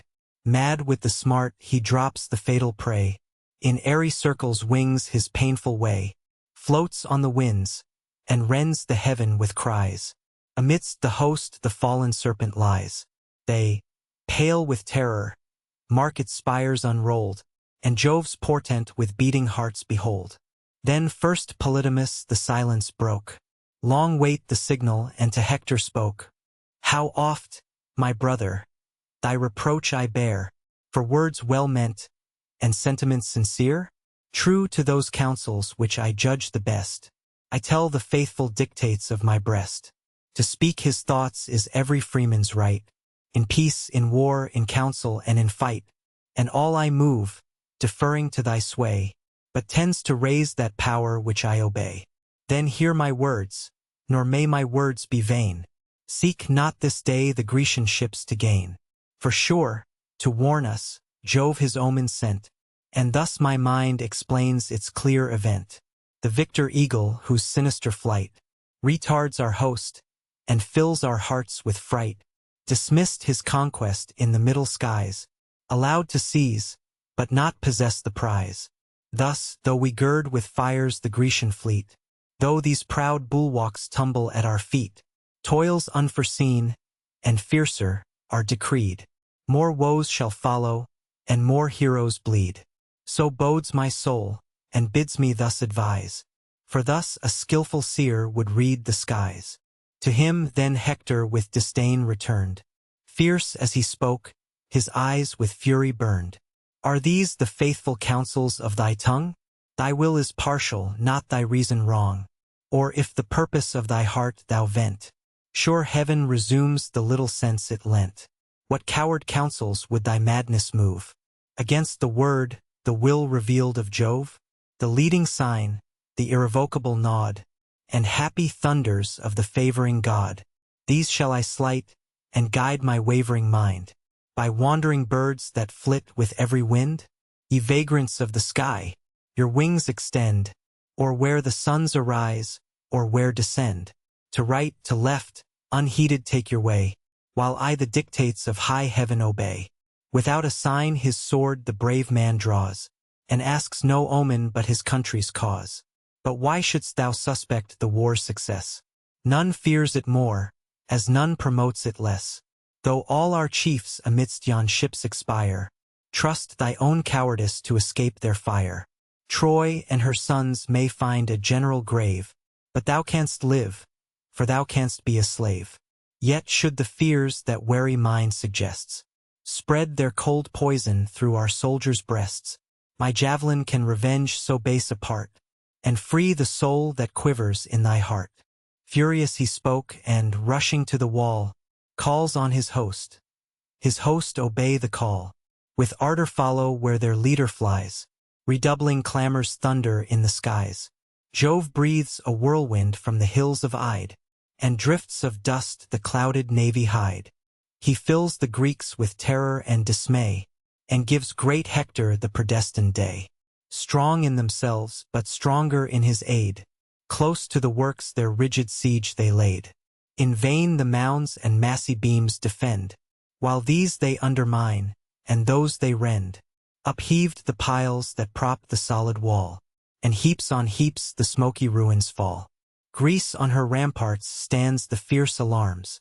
The crowded bulwarks blaze with waving arms, shield touching shield, a long refulgent row, whence hissing darts, incessant, rain below. The bold Ajaces fly from tower to tower, and rouse with flame divine the Grecian power. The generous impulse every Greek obeys. Threats urge the fearful, and the valiant praise. Fellows in arms, whose deeds are known to fame, and you, whose ardor hopes an equal name, since not alike endued with force or art. Behold a day when each may act his part, a day to fire the brave, and warm the cold, to gain new glories or augment the old. Urge those who stand, and those who faint excite. Drown Hector's vaunts in loud exhorts of fight. Conquest, not safety, fill the thoughts of all. Seek not your fleet, but sally from the wall.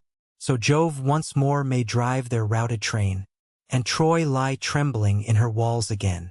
Their ardor kindles all the Grecian powers, and now the stones descend in heavier showers. As when high Jove his sharp artillery forms, and opes his cloudy magazine of storms. In winter's bleak, uncomfortable rain, a snowy inundation hides the plain. He stills the winds, and bids the skies to sleep. Then pours the silent tempest thick and deep, and first the mountaintops are covered o'er, then the green fields, and then the sandy shore. Bent with the weight, the nodding woods are seen, and one bright waste hides all the works of men. The circling seas, alone absorbing all, drink the dissolving fleeces as they fall. So from each side increased the stony rain, and the white ruin rises o'er the plain. Thus godlike Hector and his troops contend, to force the ramparts, and the gates to rend.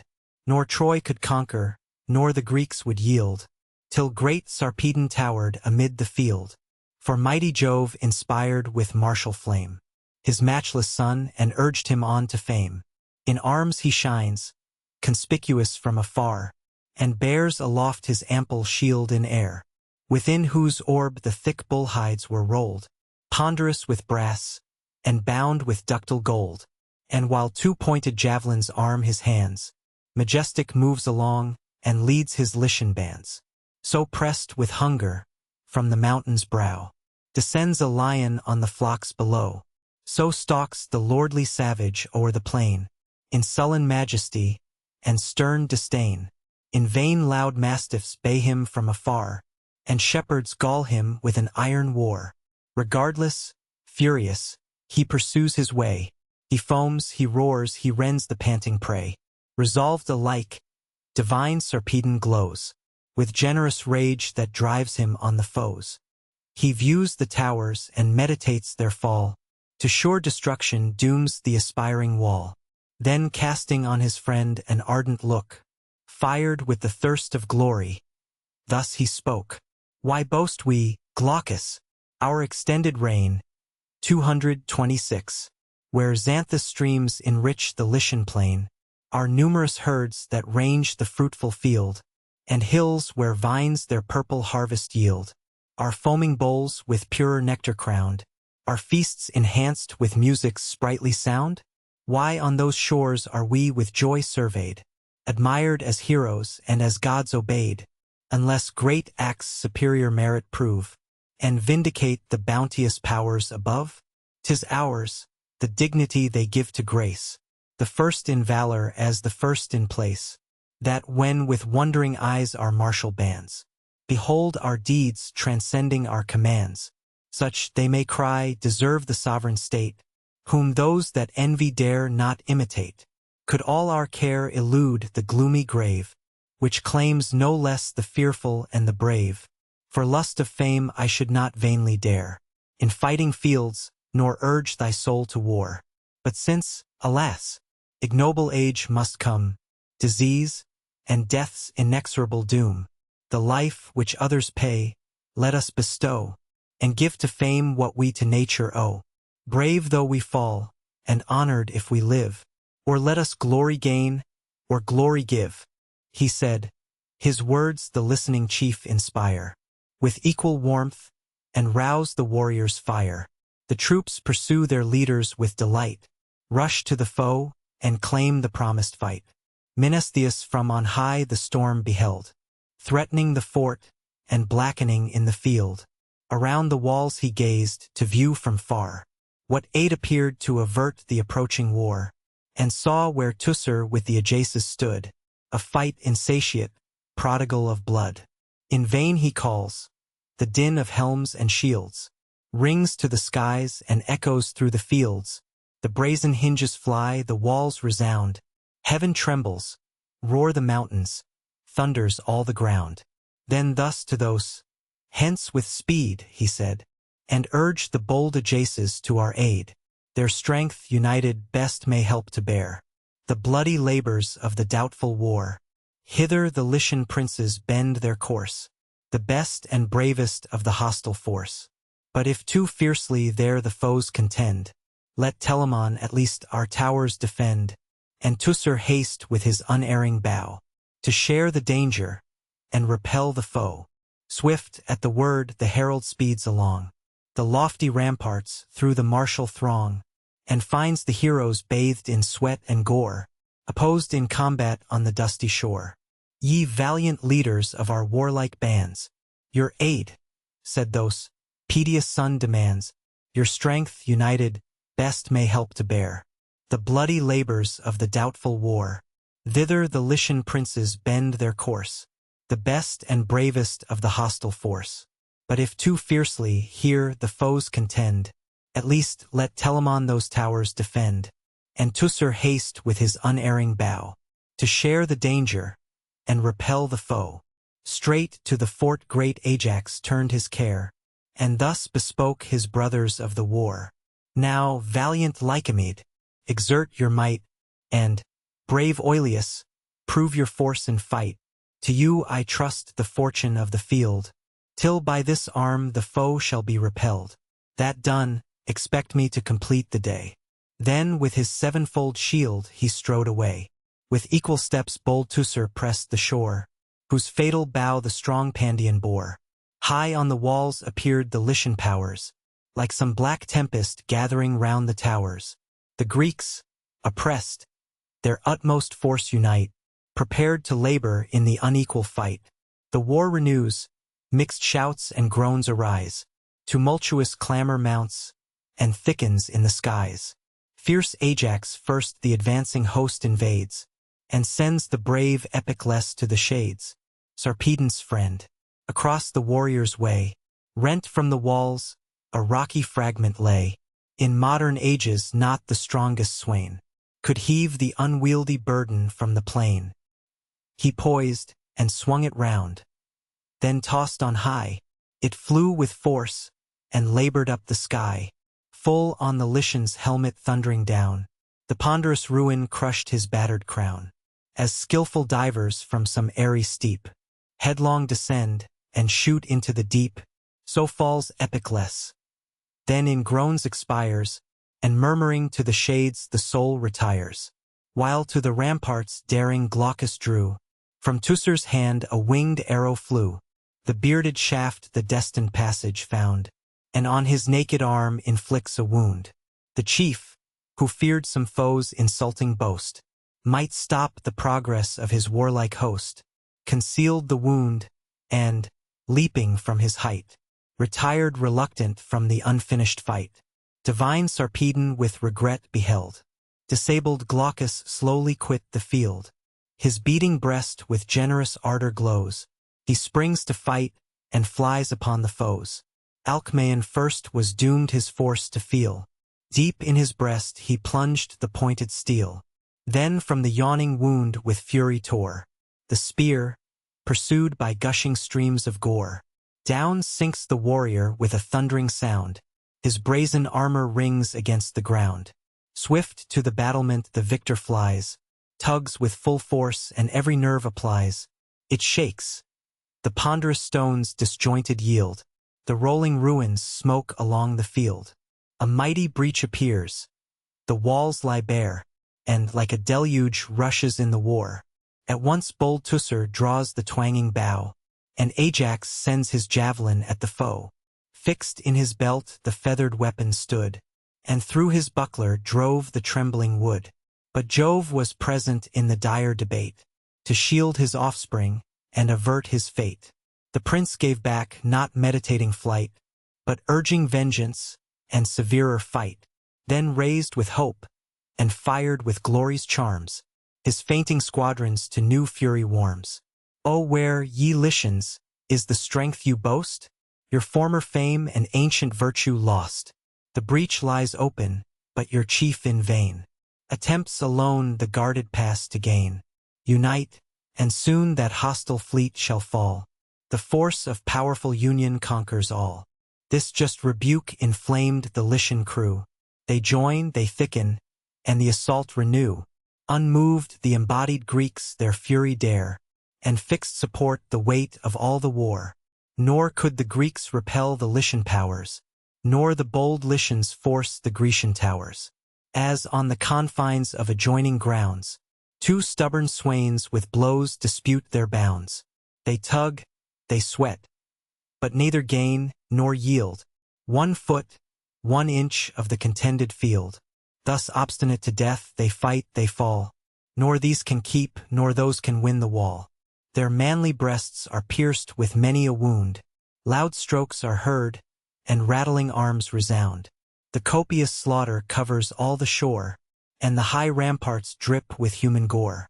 As when 2 scales are charged with doubtful loads, from side to side the trembling balance nods, while some laborious matron, just and poor, with nice exactness weighs her woolly store, till poised aloft, the resting beam suspends, each equal weight.